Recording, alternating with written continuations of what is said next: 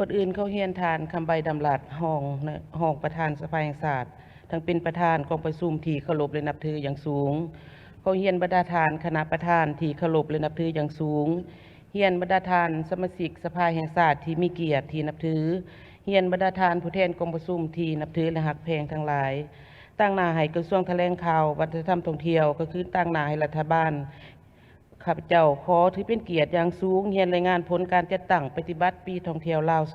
2024ที่ได้จัดตั้งปฏิบัติสำเร็จมาแล้วการจัดตั้งปฏิบัติกิจกรรมดังกล่าวเป็นการพันขยายจัดตั้งปฏิบัติแผนพัฒนาเวียกงานแถลงข่าววัฒนธรรมท่องเที่ยว5 ปี 2021-2025 และทั้งเป็นการจัดตั้งปฏิบัติมติกองประชุมขบคณะบริหารงานศูนย์กลางภาค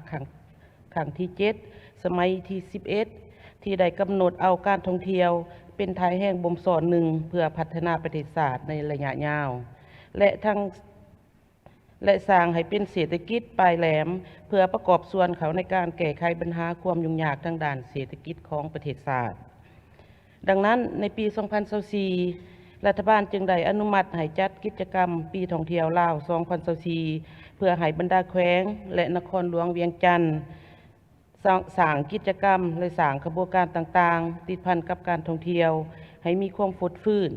แน่ใส่ดึงดูดนักท่องเที่ยวภายในและต่างประเทศเข้ามาท่องเที่ยวให้เพิ่มขึ้นเพื่อรับประกันให้การจัดปีท่องเที่ยวลาว 2024 ได้รับการจัดตั้งปฏิบัติสำเร็จตามแผนที่วางไว้รัฐบาลได้แต่งตั้งคณะรับผิดชอบระดับชาติโดยแต่งตั้งทานศาสตราจารย์ปริญญาเอกกิแก้วไขคำพิทูลกรรมการกรมการเมืองศูนย์กลางภาคห้องนายกรัฐมนตรีเป็นประธานคณะรับผิดชอบระดับชาติในการจัดปีท่องเที่ยวลาวปี 2024 และคณะดังกล่าวได้จัดกองประชุมสรุปตีราคาถอดถอนบทเรียนร่วมกับบรรดาแขวงและภาคส่วนต่างๆที่เกี่ยวของศูนย์กลางขึ้นในวันที่5 กุมภาพันธ์ 2025 ที่หอวัฒนธรรมแห่งชาตินครหลวงเวียงจันทน์ซึ่งสามารถสั่งรวมได้ดังนี้ข้อ 1 สภาพรวมพิธีเปิดปีท่องเที่ยวลาว 2024 ได้จัดขึ้นในวันที่23 พฤศจิกายน 2023 พร้อมกับการจัดบุญนมัสการพระธาตุหลวงโดยให้เกียรติเข้าร่วมเปิดพิธีโดยทานซอนไซศรีพันดรนายกรัฐมนตรีแห่งสปป.ลาวปีท่องเที่ยวลาว 2024 ภายใต้คำขวัญท่องเที่ยวลาวปลอดภัยสื่นใจในวัฒนธรรมธรรมศาสตร์และประวัติศาสตร์ประกอบมี 79 กิจกรรมและได้แบ่งออกเป็น2ระดับคือกิจกรรมระดับศาสตร์ประกอบมี 14 กิจกรรมสามารถจัดตั้งปฏิบัติสำเร็จ100 ส่วนห้อยและกิจกรรมระดับแขวงประกอบมี 65 กิจกรรมสามารถจัดตั้งปฏิบัติได้ 98.5 ส่วนห้อยย้อนบางแขวงยังบ่มีเงื่อนไขด้านความพร้อมจึงบ่สามารถจัดตั้งปฏิบัติได้อย่างสมบูรณ์นอกจากนี้ยังมีกิจกรรมปิ่นอ้อมอื่นๆอยู่ทั้งภายในและต่างประเทศเพื่อเป็นการโฆษณาสุกยู่และส่งเสริมการท่องเที่ยวลาวให้มีความฟดฟื้นเช่นการจัดงานวันลาวที่ประเทศญี่ปุ่นการเข้าร่วมงานวางแสดงสากลและภาคพื้นและการจัดสัมมนาพบปะระหว่างหัวหน่วยธุรกิจในแขนงการท่องเที่ยวอยู่สปป.เวียดนามอยู่กัมพูชีประเทศไทยและประเทศอื่นๆได้เพิ่มทวีการโฆษณาประชาสัมพันธ์ปีท่องเที่ยวลาว 2024 ให้กว้างขวางและเข้าถึงกลุ่มเป้าหมายการตลาดโดยเฉพาะการโฆษณาผ่านสื่อสิ่งพิมพ์และสร้างวิดีโอโฆษณาผ่านสื่อสังคมออนไลน์ต่างๆทั้งภายในและต่างประเทศพร้อมเดียวกันนี้เพื่อสุกยู่และส่งเสริมการจัดปีท่องเที่ยวลาว 2024 รัฐบาลยังได้มีนโยบายยกเว้นวีซ่าให้แก่นักท่องเที่ยวเป็นกลุ่มเป้าหมายจำนวนหนึ่งเพื่อดึงดูดนักท่องเที่ยวที่เข้ามาท่องเที่ยวสปป.ลาวให้หลายขึ้น 2. ตีราคาพ้นได้รับ 1. ตัวเลขนักท่องเที่ยวทั้งภายในและต่างประเทศที่เข้ามาท่องเที่ยวสปป.ลาวแม้นได้ลื่นขาดไม้ถ้าเทียบใส่ปี 2023 ในนี้นักท่องเที่ยวภายในมีจำนวน3 ล้าน 9 แสนกว่าเถื่อคนเพิ่มขึ้น102 ส่วนเปอร์เซ็นต์สามารถกระจายรายรับจากการท่องเที่ยวได้ถึง632 ล้านกว่าดอลลาร์สหรัฐนักท่องเที่ยวสากลมีจำนวน4 ล้าน 1 แสนกว่าเถื่อคนเพิ่มขึ้น21 ส่วนห้อยสามารถกระจายรายรับได้ถึง 1,100 1,000 1 ตื่อกว่าดอลลาร์สหรัฐ และก็ขอรายงานให้ทราบตื่นว่ารายรับดังกล่าวแม่นรายรับที่กระจายไปยังบรรดาภาครัฐและภาคผู้ประกอบการทุกแขนงการที่ติดพันกับการท่องเที่ยว 2. สำหรับเดือนมังกรถึงเดือนมีนาคม 2025 สามารถต้อนรับนักท่องเที่ยวต่างประเทศได้1,200,000 กว่าเทื่อคนเพิ่มขึ้น 11 ส่วนห้อย เทียบใส่กับระยะเดียวกันของปี 2024 ขาดคะแนนรายรับที่กระจายในสังคมได้26 ล้านกว่าดอลลาร์สหรัฐสำหรับนักท่องเที่ยวภายในมีจำนวน1,400,000 กว่าเทื่อคนเพิ่มขึ้น 98.6 ส่วนห้อย เทียบใส่ระยะเดียวกันของปี 2024 รายรับที่กระจายในทั่วสังคมได้237 กว่าล้านดอลลาร์สหรัฐสำหรับนักท่องเที่ยว10 อันดับต้นที่มาท่องเที่ยวสปป.ลาวมี 1. แม่นไทย อันดับที่ 2 แม่นจีน 3. เวียดนาม 4. เกาหลี 5. อเมริกา 6. ฝรั่ง 7. รัสเซีย 8. อังกฤษ 9. เยอรมัน 10. ญี่ปุ่น 3. การออกนโยบายยกเว้นวีซ่าให้บางประเทศกลุ่มเป้าหมายในระยะปีท่องเที่ยวลาว 2024 ซึ่งเริ่มแต่วันที่ 1 กรกฎาคม หาวันที่ 31 ธันวาคม 2024 รวม 6 เดือน เห็นว่านักท่องเที่ยวจีนแม่นได้รับผลเกินขาดหมายที่วางไว้ มีนักท่องเที่ยวจำนวน1 ล้านกว่าเทื่อคนเพิ่มขึ้น 63 ส่วนห้อย 4. การเปิดปีท่องเที่ยวลาว 2024 เป็นโอกาสดีในการปรับปรุงคุณภาพการบริการของธุรกิจการท่องเที่ยวและแขนงการบริการที่ปิ่นอ้อมหลายหัวหน่วยธุรกิจได้รับการประเมินและยังยืนมาตรฐานการท่องเที่ยวอาเซียน 5. การท่องเที่ยวประกอบส่วนสำคัญในแก่การสร้างเวียกเฮ็ดงานทำให้สังคมสร้างรายรับสุขอยู่ให้บรรดาผู้ประกอบการธุรกิจท่องเที่ยวธุรกิจปิ่นอ้อมและการผลิตกสิกรรมหัตถกรรมให้กลายเป็นสินค้าสนองให้แก่นักท่องเที่ยวเพิ่มทวีการร่วมมือและการมีส่วนร่วมของประชาชนลาวบรรดาเผ่าในการปกปักรักษาทรัพยากรท่องเที่ยวให้มีความยืนยงโดยเฉพาะการส่งเสริมการท่องเที่ยวด้านวัฒนธรรมธรรมศาสตร์ประวัติศาสตร์และกสิกรรมเฮ็ดให้เวียกงานท่องเที่ยวได้กลายเป็นเวียกงานร่วมของทุกแขนงการอยู่ศูนย์กลางและท้องถิ่นในทั่วประเทศอย่างแท้จริง 6. บรรดาวารสารและสื่อต่างๆทั้งภายในและต่างประเทศจากหลายภาคส่วนก็ได้จัดระดับการท่องเที่ยวที่สปป.ลาวเป็นระดับต้นๆตลอดระยะปีท่องเที่ยวลาว 2024 ผ่านมาเฮ็ดให้ชาวโลกได้รับรู้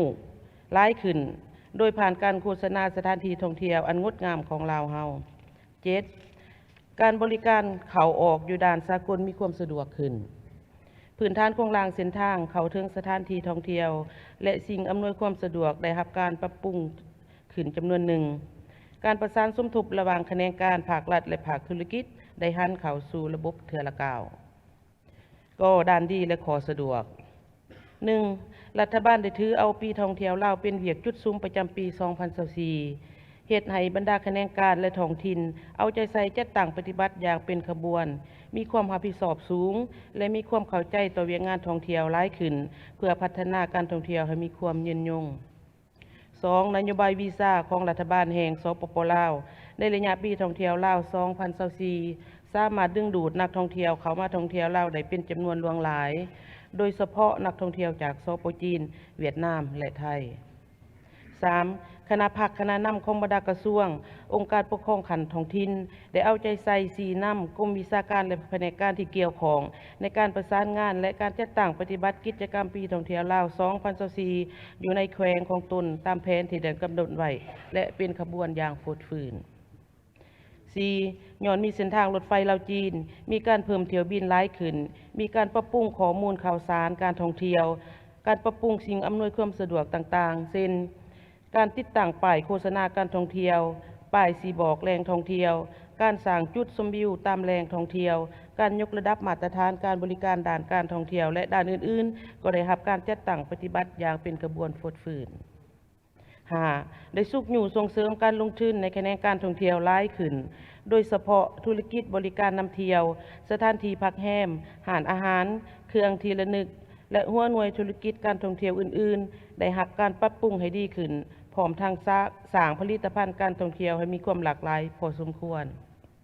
6. ได้เฮ็ดให้สังคมและประชาชนลาวบรรดาเผ่าเข้าใจต่อแนวทางนโยบายของพรรค ของรัฐบาลที่ให้ความสำคัญในการส่งเสริมเวียกงานการท่องเที่ยวของพวกเราขอด้านอ่อนและขอคงค้าง 1. พื้นฐานโครงล่างสิ่งอำนวยความสะดวกเพื่อรองรับนักท่องเที่ยวยังบ่ทันตอบสนองได้ตามความต้องการของนักท่องเที่ยวเช่นบางครั้งอยู่สนามบินสากลและด่านสากลบางแห่งยังมีความแออัดถนนหนทางจุดแวะพักเช้าตามเส้นทางหลวงและเส้นทางเข้าถึงสถานที่ท่องเที่ยวสำคัญหลายแห่งยังบ่ทันสะดวกพาหนะขนส่งนักท่องเที่ยวแขวงต่อแขวงจำนวนหนึ่งยังบ่ได้มาตรฐานหารอาหารและการบริการอื่นๆที่สามารถรองรับนักท่องเที่ยวที่มาเป็นกลุ่มใหญ่มีจำนวนจำกัดนอกจากนี้เส้นทางเชื่อมต่อหรือสายการบินโดยกงเชื่อมต่อตลาดเป้าหมายจากทางไกลยังมีน้อย 2. จำนวนนักท่องเที่ยวเพิ่มขึ้นอย่างไวว่าส่งผลกระทบต่อกับสภาพแวดล้อมบางตัวเมืองท่องเที่ยวเกิดมีความแออัดและบ่สามารถจัดการด้านสิ่งแวดล้อมอย่างทันการ 3. การโฆษณาและการสนองข้อมูลข่าวสารทางออนไลน์ยังบ่ทันกว้างขวางเท่าที่ควรสิ้นการจัดกิจกรรมและงานเทศกาลท่องเที่ยวอยู่ภายในประเทศและต่างประเทศผ่านสื่อต่างๆยังบ่ทันกว้างขวางและเข้าถึงกลุ่มเป้าหมายใดอย่างทั่วถึงเท่าที่ควร 4. การจัดกิจกรรมส่งเสริมการท่องเที่ยวอยู่หลายแขวงยังบ่ทันหลากหลายเท่าที่ควรยังบ่ทันมีมาตรการหรือแบบแผนลดพรหรือจำกัดสิ่งเสียเหลือล่วงหน้ายังพบเห็นการถิ่มขี้เหงื่อสะสายเป็นจำนวนหลวงหลาย 5. การประสานสมทบระหว่างศูนย์กลางและท้องถิ่นระหว่างแขนงการระหว่างภาครัฐและภาคธุรกิจยังบ่ทันคล่องตัวการแก้ไขปัญหาและป้องกันย่อท้อที่เกิดขึ้นยังบ่ทันท่วงทันกับเวลา 6. บางหัวหน่วยธุรกิจบ่ปฏิบัติตามระเบียบยังพบเห็นปัญหาการละเมิดเปิดเพลงเสียงดังเกินขอบเขตส่งผลกระทบต่อชุมชนและนักท่องเที่ยวบางกลุ่ม 7. ราคาอาหารราคาการขนส่งและรายการท่องเที่ยวอยู่สปป.ลาวเห็นว่ายังมีสูงกว่าประเทศใกล้เคียงพนักงานนำเที่ยวบางภาษายังบ่ทันเพียงพอ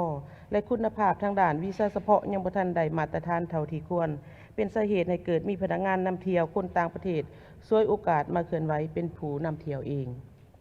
8. การจัดสรรงบประมาณปีท่องเที่ยว 2024 มีความซักซ้าเหตุให้การจัดตั้งปฏิบัติบ่ไปตามแผนการและเวลาที่กำหนดไว้และการนำใส่งบประมาณของแขวงจำนวนหนึ่งแม่นบ่สามารถปฏิบัติตามกิจกรรมที่กำหนดไว้เนื่องจากความเข้าใจในการนำใส่งบประมาณดังกล่าวระหว่างแผนกการขันแขวงบ่เอกภาพกัน 9. การเก็บสถิตินักท่องเที่ยวยังล่าช้าเนื่องจากรอท่าข้อมูลจากแขนงการที่เกี่ยวข้องเหตุให้บ่สามารถสร้างรวมสถิติและรายงานอย่างทันเวลา ข้อ 3 ใหญ่บทเรียนถอดถอนได้ 1. เวียกงานการท่องเที่ยวเป็นแขนงการเศรษฐกิจที่ประกอบส่วนเขาในการพัฒนาเศรษฐกิจสังคมของประเทศเฮาช่วยสร้างเวียกเฮ็ดงานทำอยู่ในตัวเมืองและชนบทกระจายรายรับในสังคมเป็นจำนวนหลวงหลายเห็นควรสืบต่อถือเอาเวียกงานการท่องเที่ยวเป็นเวียกงานรวมของทุกแขนงการอยู่ศูนย์กลางและท้องถิ่นและแต่ละท้องถิ่นควรกำหนดจุดซุ่มร่วมกัน 2. ภาครัฐและภาคธุรกิจควรยกสูงความเป็นเจ้าการซุ่มใส่ปรับปรุงคุณภาพการบริการให้ได้มาตรฐานปรับปรุงสถานที่ท่องเที่ยวให้ได้มาตรฐานให้มีกิจกรรมหลากหลายมีความปลอดภัยและมีผลิตภัณฑ์ที่เป็นเครื่องต้อนของฝากให้หลากหลายสามารถส่งออกได้ 3. นโยบายและการโฆษณากิจกรรมปีท่องเที่ยวควรมีการโฆษณาล่วงหน้าอย่างน้อย6 เดือนเพื่อให้นักท่องเที่ยวต่างประเทศได้รับข้อมูลและมีการวางแผนเดินทางก่อนล่วงหน้าการโฆษณาควรซุ้มใส่โฆษณาผ่านซองทางดิจิตอลให้หลายขึ้นและร่วมกับภาคธุรกิจอยู่ประเทศใกล้เคียงแน่ใส่ดึงดูดนักท่องเที่ยวจากทางไกลที่มาเที่ยวบรรดาประเทศใกล้เคียงให้สืบต่อเดินทางมาท่องเที่ยวสปป.ลาว 4. ปรับปรุงนิติกรรมรุมกฎหมายในแขนงการท่องเที่ยวเพื่อสุขอยู่ส่งเสริมและคุ้มครองการท่องเที่ยวให้สอดคล้องกับสภาพการเปลี่ยนแปลงในแต่ละระยะ 5. ถือเอาการพัฒนาบุคลากรที่รับผิดชอบในงานพัฒนาส่งเสริมและคุ้มครองการท่องเที่ยวเป็นสำคัญสนองการฝึกอบรมทักษะการบริการให้แก่พนักงานบริการของหน่วยธุรกิจในแขนงท่องเที่ยวโดยเฉพาะพนักงานนำเที่ยวให้มีคุณภาพให้หูหลายภาษาเพื่อรองรับการขยายตัวของบรรดาตลาดเป้าหมาย 6. ภาครัฐและธุรกิจควรได้สมทบกันอย่างแน่นแฟ้นในการโฆษณาส่งเสริมการท่องเที่ยวเ เป็นต้นการโฆษณาผลิตภัณฑ์การท่องเที่ยวผ่านสื่อมวลชนประเภทต่างๆจัดงานวางแสดงผลิตภัณฑ์การท่องเที่ยวทั้งภายในและต่างประเทศร่วมกันอย่างมีจุดสุม 7. การกำหนดนโยบายวีซ่านอกจากยกเว้นให้ในรูปแบบที่มาเป็นกลุ่มผ่านบริษัทท่องเที่ยวแล้วควรคำนึงถึงนโยบายวีซ่าสำหรับนักท่องเที่ยวที่เดินทางมาด้วยตนเองแบบอิสระตื่มและการกำหนดระยะปฏิบัตินโยบายวีซ่าควรกำหนดเวลาอย่างหน่อย1 ปีหรือหลายกว่านั้นเพื่อให้บริษัทท่องเที่ยวมีเวลาเพียงพอในการโฆษณา 8. การจัดสรรระยะเวลาของการจัดกิจกรรมการท่องเที่ยวควรได้จัดให้มีในแต่ละเดือนเพื่อสร้างบรรยากาศให้การจัดปีท่องเที่ยวลาวมีขบวนฟดฟื้นมวลซืนตลอดระยะของปีท่องเที่ยวลาวข้อ4ใหญ่ทิศทางแผนการในต่อหน้า 1. ซุ้มใส่ปรับปรุงเส้นทางเข้าถึงสถานที่ท่องเที่ยวบุริมัสยิดและสิ่งอำนวยความสะดวกด้านการท่องเที่ยวการคมนาคมขนส่งนักท่องเที่ยวให้มีความสะดวกสะอาดปลอดภัยประทับใจได้มาตรฐานและมีความยืนยง 2. สุขอยู่พัฒนาสถานที่ท่องเที่ยวปรับปรุงกิจกรรมการท่องเที่ยวและบริการให้มีความหลากหลายโดยการมีส่วนร่วมของชุมชนท้องถิ่นและภาคเอกชนผู้มีบทเรียนและประสบการณ์ 3. ซุ้มใส่ปรับปรุงการบริการคุ้มครองบรรดาเมืองท่องเที่ยวที่เป็นแม่เหล็กดึงดูดนักท่องเที่ยวเข้ามาสปป.ลาวให้ได้มาตรฐานของสปป.ลาวและมาตรฐานสากล 4. สืบต่อปรับปรุงคุณภาพและมาตรฐานการบริการของหัวหน่วยธุรกิจการท่องเที่ยวในขอบเขตทั่วประเทศโดยซุ้มใส่การประเมินและยังยืนมาตรฐานการท่องเที่ยวอาเซียนและมาตรฐานการท่องเที่ยวของสปป.ลาวได้รับการสร้างความประทับใจและมีความปลอดภัยแก่นักท่องเที่ยวหาซุ้มใส่โฆษณาการท่องเที่ยวที่เป็นจุดเด่นของสปป.ลาวให้มีหลากหลายรูปแบบรวมทั้งการโฆษณาผ่านสื่อต่างๆรับประกันข้อมูลข่าวสารทางการท่องเที่ยวที่ถูกต้องชัดเจนว่องไวเพื่อให้เข้าถึงกลุ่มตลาดเป้าหมายการท่องเที่ยวอย่างกว้างขวาง 6. สืบต่อประสานสมทบกับภาคส่วนเกี่ยวข้องเพื่อพัฒนาระบบการชำระผ่านระบบธนาคารของสปป.ลาวเพื่อแน่ใจเฮ็ดให้มีเงินหมุนเวียนภายในประเทศหลายขึ้นนอกจากนี้สืบต่อพัฒนาการหันเป็นทันสมัยในการกวดกายเอกสารต่างๆอยู่บรรดาด่านเพื่อลดพรขั้นตอนสามารถอำนวยความสะดวกให้แก่นักท่องเที่ยวและมีฐานข้อมูลที่ละเอียดอยู่ในระบบ 7. สืบต่อประสานสมทบกับภาครัฐภาคธุรกิจที่เกี่ยวข้องเพื่อจัดกิจกรรมปลูกจิตสำนึกในเวียกงานท่องเที่ยวและกิจกรรมส่งเสริมการท่องเที่ยวให้เป็นขบวนฟดฟื้นโดยติดพันกับเทศกาลและงานบุญประเพณีประจำศาสตร์และประจำท้องถิ่นเพื่อจัดเขาในปฏิทินการท่องเที่ยวลาวประจำปี 2025 และปีต่อๆไป 8. สืบต่อประสานสมทบระหว่างส่วนกลางท้องถิ่นและภาคส่วนที่เกี่ยวข้องในการติดตามกวดการและคุ้มครองการเคลื่อนไหวของบรรดาหัวหน่วยธุรกิจในแขนงการท่องเที่ยวในขอบเขตทั่วประเทศ 9. คนขัวสร้างแผนการสื่อสารและการกระเกียมรับมือกับวิกฤตการณ์สำหรับแขนงการท่องเที่ยวเพื่อรับประกันด้านความปลอดภัยและสามารถรับมือได้อย่างทันการ 10. สืบต่อสร้างความเข้มแข็งให้บุคลากรขันศูนย์กลางและท้องถิ่นในการนำใส่ระบบออกอนุญาตดำเนินธุรกิจในแขนงการท่องเที่ยวผ่านระบบทันสมัยเพื่อให้การคุ้มครองธุรกิจการท่องเที่ยวมีความเป็นเอกภาพทั่วประเทศ 11. สืบต่อสุขอยู่บรรดาสมาคมในแขนงการท่องเที่ยวให้มีการเคลื่อนไหวร่วมกับภาคธุรกิจของบรรดาประเทศใกล้เคียงแน่ใส่ขยายการท่องเที่ยวร่วมกับประเทศใกล้เคียงให้หลายขึ้น 12. สืบต่อประสานสมทบแขนงการเกี่ยวข้องขันศูนย์กลางและท้องถิ่นเพื่อค้นคว้านโยบายวีซ่าให้แก่นักท่องเที่ยวกลุ่มเป้าหมายให้สอดคล้องกับนโยบายของประเทศใกล้เคียงก็คือภาคพื้นเพื่อดึงดูดนักท่องเที่ยวให้เขามาท่องเที่ยวสปป.ลาวหลายขึ้นและมีรายรับเพิ่มขึ้น 5. มาตรการจะตั้งปฏิบัติ 1. สืบต่อเผยแพร่กฎหมายว่าด้วยการท่องเที่ยวฉบับปรับปรุงปี 2024 และนิติกรรมท่องเที่ยวที่เกี่ยวข้องให้เลิกซึ่งและกวงควงทั้งอยู่ขันศูนย์กลางและท้องถิ่นผ่านช่องทางต่างๆในขอบเขตทั่วประเทศพร้อมเดียวกันนั้นก็ต้องมีความเป็นเอกภาพในการจัดตั้งปฏิบัติถ้ามีกรณีละเมิดระเบียบกฎหมายต้องมีมาตรการแก้ไขอย่างเด็ดขาด 2. เล็งสร้างแผนการสื่อสารการประสานงานและวิธีการรับมือกับวิกฤตการณ์ต่างๆที่อาจเกิดขึ้นในแขนงการท่องเที่ยวเพื่อรับประกันให้ได้รับการแก้ไขและโต้ตอบอย่างทันเวลา 3. สุกอยู่บรรดาผู้พัฒนาให้ปรับปรุงสถานที่ท่องเที่ยวและกิจกรรมการท่องเที่ยวให้ได้มาตรฐานและส่งเสริมการผลิตเครื่องต้อนของฝากจากท้องถิ่นให้มีความหลากหลายและได้มาตรฐานสามารถส่งออกได้สืบต่อปรับปรุงการบริการที่ดีของบรรดาหัวหน่วยธุรกิจท่องเที่ยวและส่งเสริมการมีส่วนร่วมของชุมชนท้องถิ่นและภาคเอกชนผู้ที่มีบทเรียนและประสบการณ์ 4. ทุกภาคส่วนเป็นเจ้าการโฆษณาประชาสัมพันธ์การรักษาความสะอาดตามเส้นทางลักเส้นทางเข้าถึงสถานที่ท่องเที่ยวเขตสาธารณะและในตัวเมืองท่องเที่ยวให้มีความสะอาดสวยงามประทับใจและปลอดภัย 5. โฆษณาการท่องเที่ยวจากทุกภาคส่วนอยู่ภายในและต่างประเทศให้มีประสิทธิภาพและนำใส่บุคคลที่มีชื่อเสียงด้านการท่องเที่ยวในสังคมออนไลน์ช่วยโฆษณาให้เข้าถึงกลุ่มตลาดกลุ่มเป้าหมาย 6. เพิ่มงบประมาณซุ้มไซเวียกพัฒนาโครงการพื้นฐานที่อำนวยความสะดวกก็คือการโฆษณาส่งเสริมคุ้มครองและยกระดับทักษะของพนักงานบริการอยู่บรรดาตัวเมืองท่องเที่ยวให้มีคุณภาพและได้มาตรฐานให้ดีขึ้นอย่างเป็นรูปธรรมขอ6ใหญ่ขอเสนอ 1. เสนอเพิ่มงบประมาณใส่การปรับปรุงเส้นทางและสิ่งอำนวยความสะดวกเข้าถึงสถานที่ท่องเที่ยวบุริมสิทธิ์ให้มีความสะดวกปรับปรุงจุดชมวิวที่เป็นเอกลักษณ์ให้มีความสะดวกสวยงามและปลอดภัย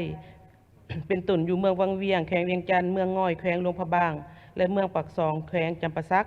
และทั้งเพิ่มการฝึกอบรมให้ผู้บริหารคุ้มครองสถานที่ท่องเที่ยวสนองการฝึกอบรมให้พนักงานงานนำเที่ยวพนักงานบริการอยู่สถานที่ท่องเที่ยวโรงแรมขนาดน้อยเรือนพักและร้านอาหาร 2. เพิ่มทวีในการสร้างกลไกการประสานงานระหว่างศูนย์กลางและท้องถิ่นให้มีความคล่องตัวยิ่งขึ้นพร้อมแบ่งความรับผิดชอบต่อเวียกงานทบทให้ละเอียดและชัดเจน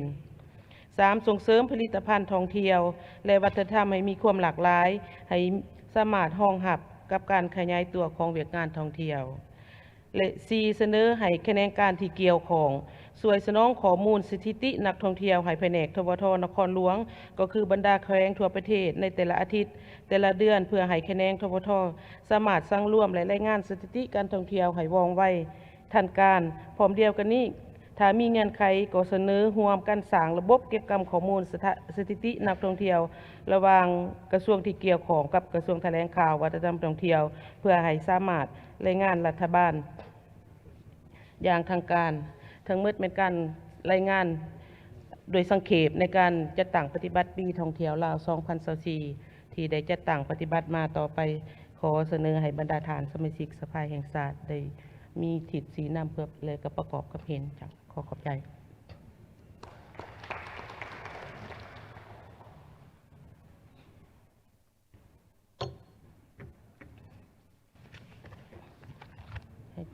ยืนอยู่นี่บ่ยืนอยู่นี่บ่เสิร์ฟผักเนาะ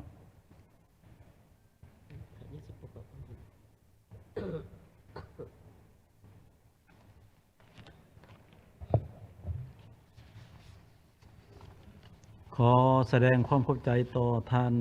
รัฐมนตรีกระทรวงวัฒนธรรมและท่องเที่ยวจะได้เสนอโดยย่อเกี่ยวกับการจัดตั้งการเคลื่อนไหวเวียงงานท่องเที่ยวการท่องเที่ยวของพวกเราสำหรับปี 2023 และ 2024 ที่ผ่านมาต่อไปนี้เพื่อเป็นทิศในการค้นคว้าในการประกอบความคิดความเห็นข้าพเจ้าจะเจาะจิ้มบางเนื้อในจิตใจดังนี้ปัญหาที่ 1สำหรับภาคบทสรุปด้านดีผลสำเร็จในด้านอ่อนที่คงค้างมาดาสาเหตุที่พาให้ด้านดีด้านอ่อนบรรณาทานเห็นว่าครบถ้วนถูกต้องแล้วบ่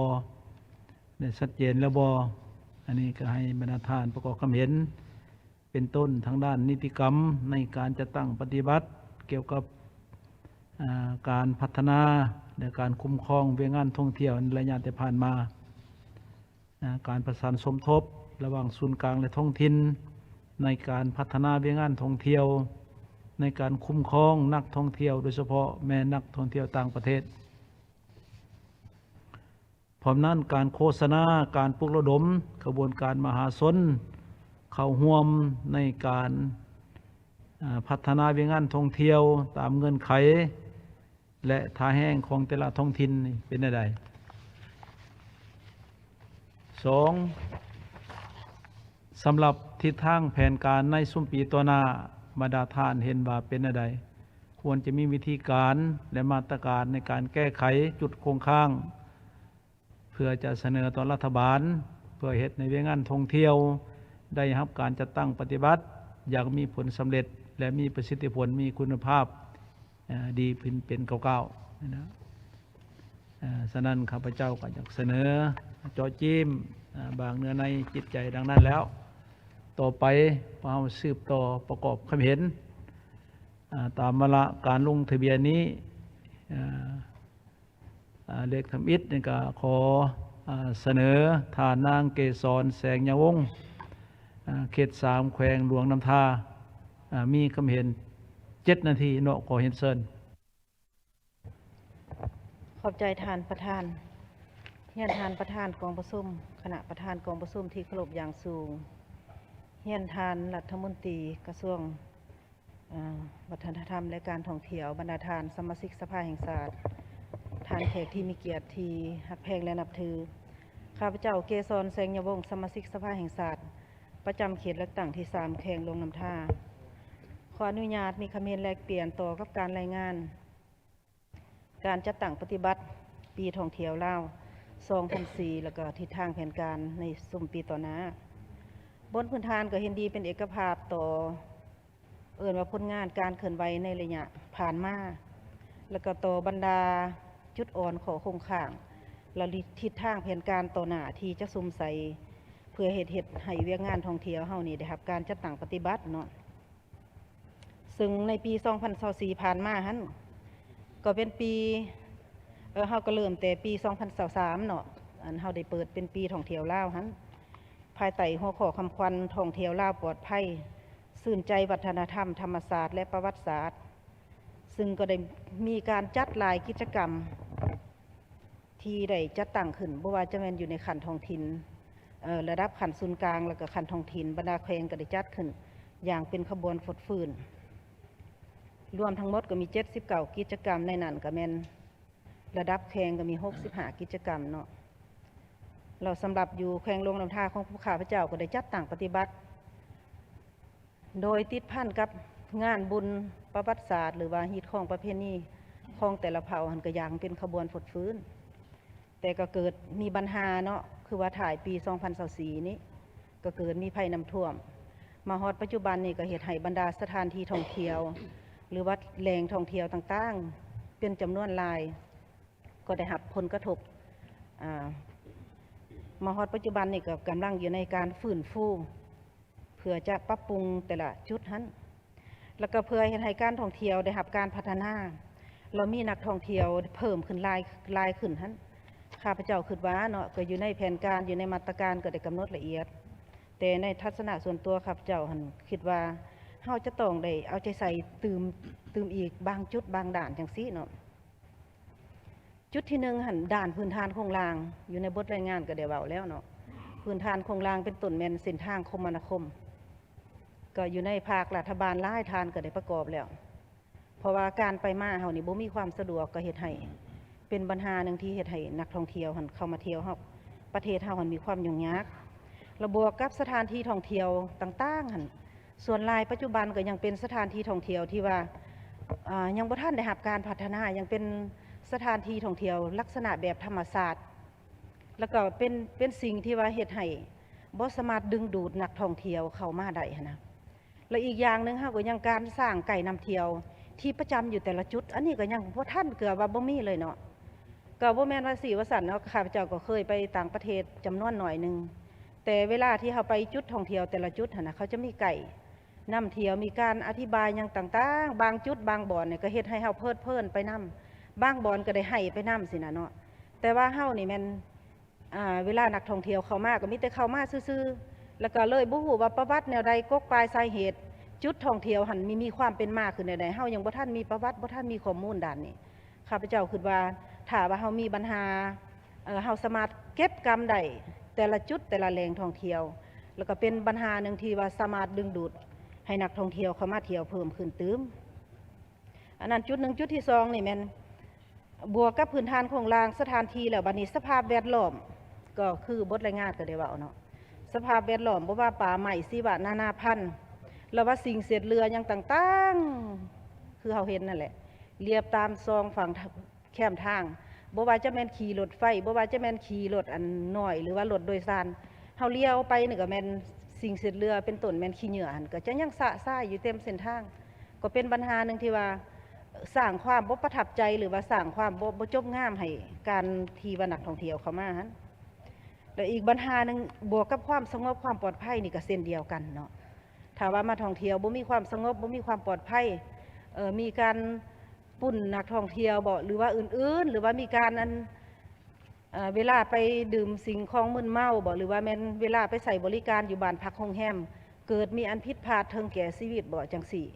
แล้วก็นับทั้งค่าของชีพเข้า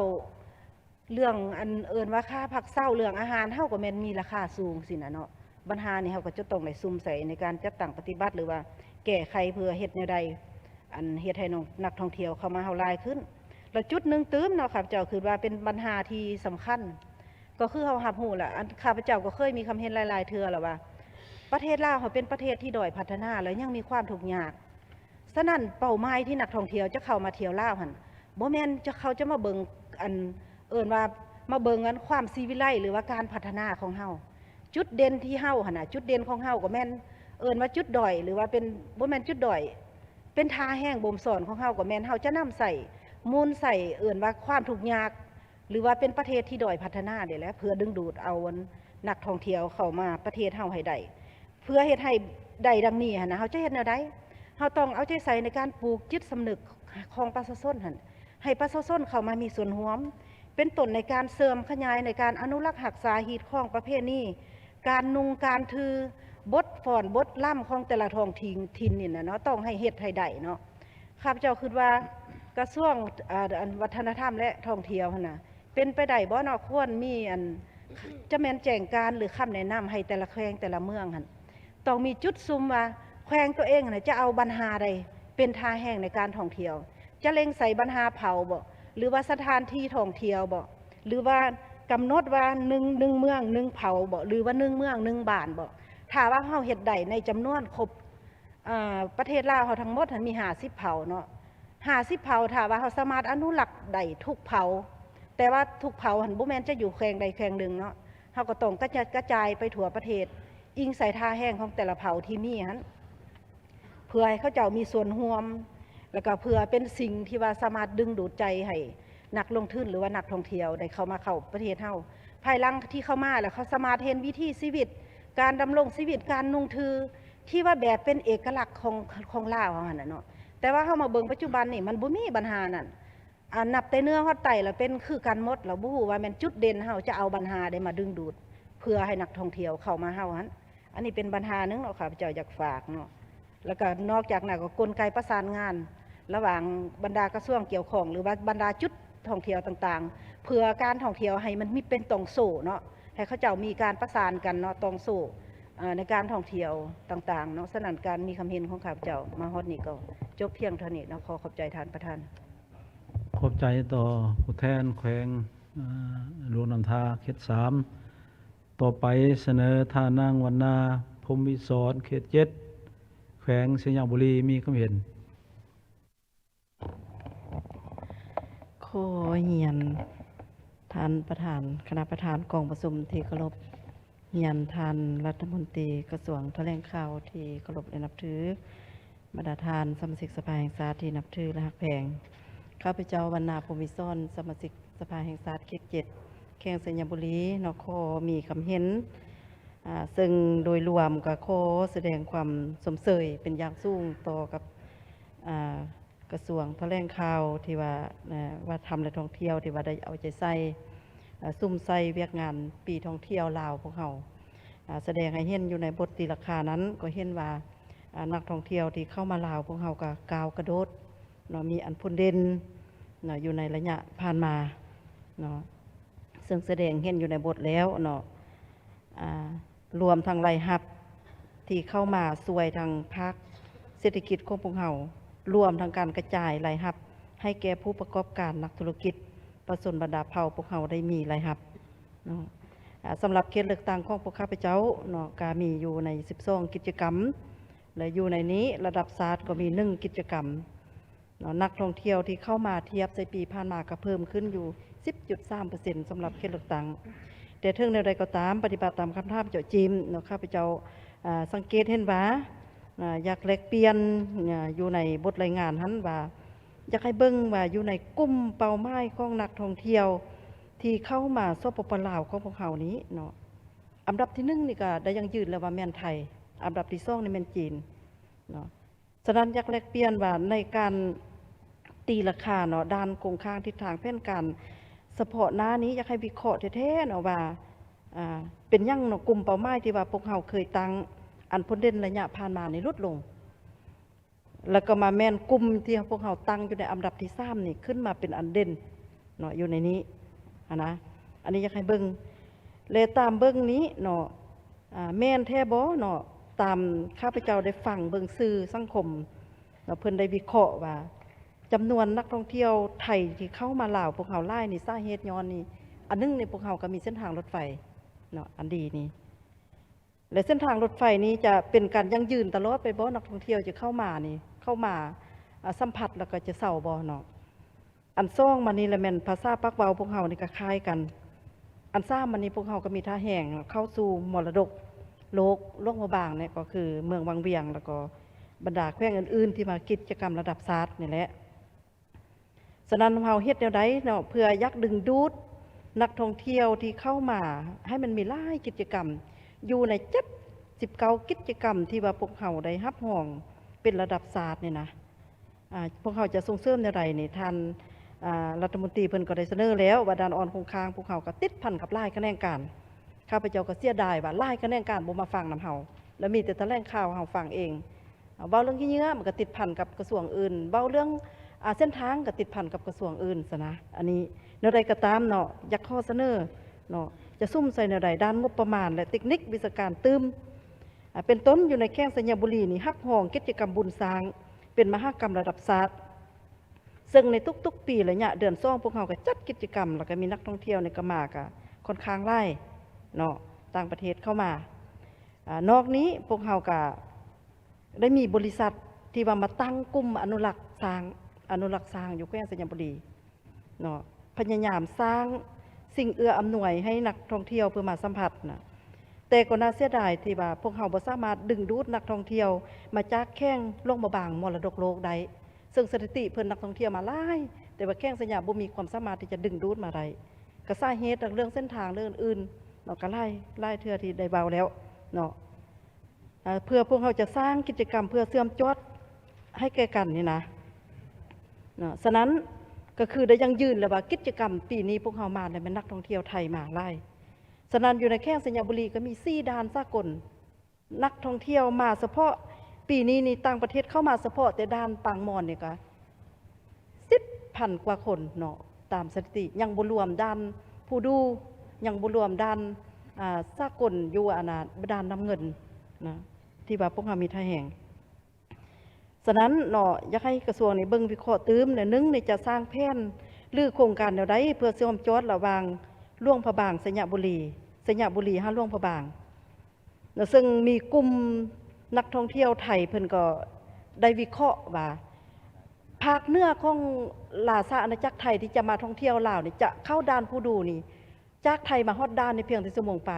และจากด่านนั้นมาฮอดเวียงจันทน์นี่ก็เพียงแต่2 ชั่วโมง3 ชั่วโมงไปและฉะนั้นเฮ็ดได้จากผู้ดูไป5สัญญาบุรีไป5สู่มรดกโลกนี่เพราะเขามีท่าแห่งไล่และอีกด้านนึงนี่ด้านสากลน้ำเงินนี่นักท่องเที่ยวเข้ามาด้านน้ำเงินมาฮงซ่าเล็กในเพียงแต่ชั่วโมงไปแล้วแต่ฮงซ่าเล็กในมาเมืองจอมเพชรล่วงมาบางนี่เพียงแต่115 กิโลเมตรข้าพเจ้าศึกษาข้อมูลหลายครั้งเนาะตัวนี้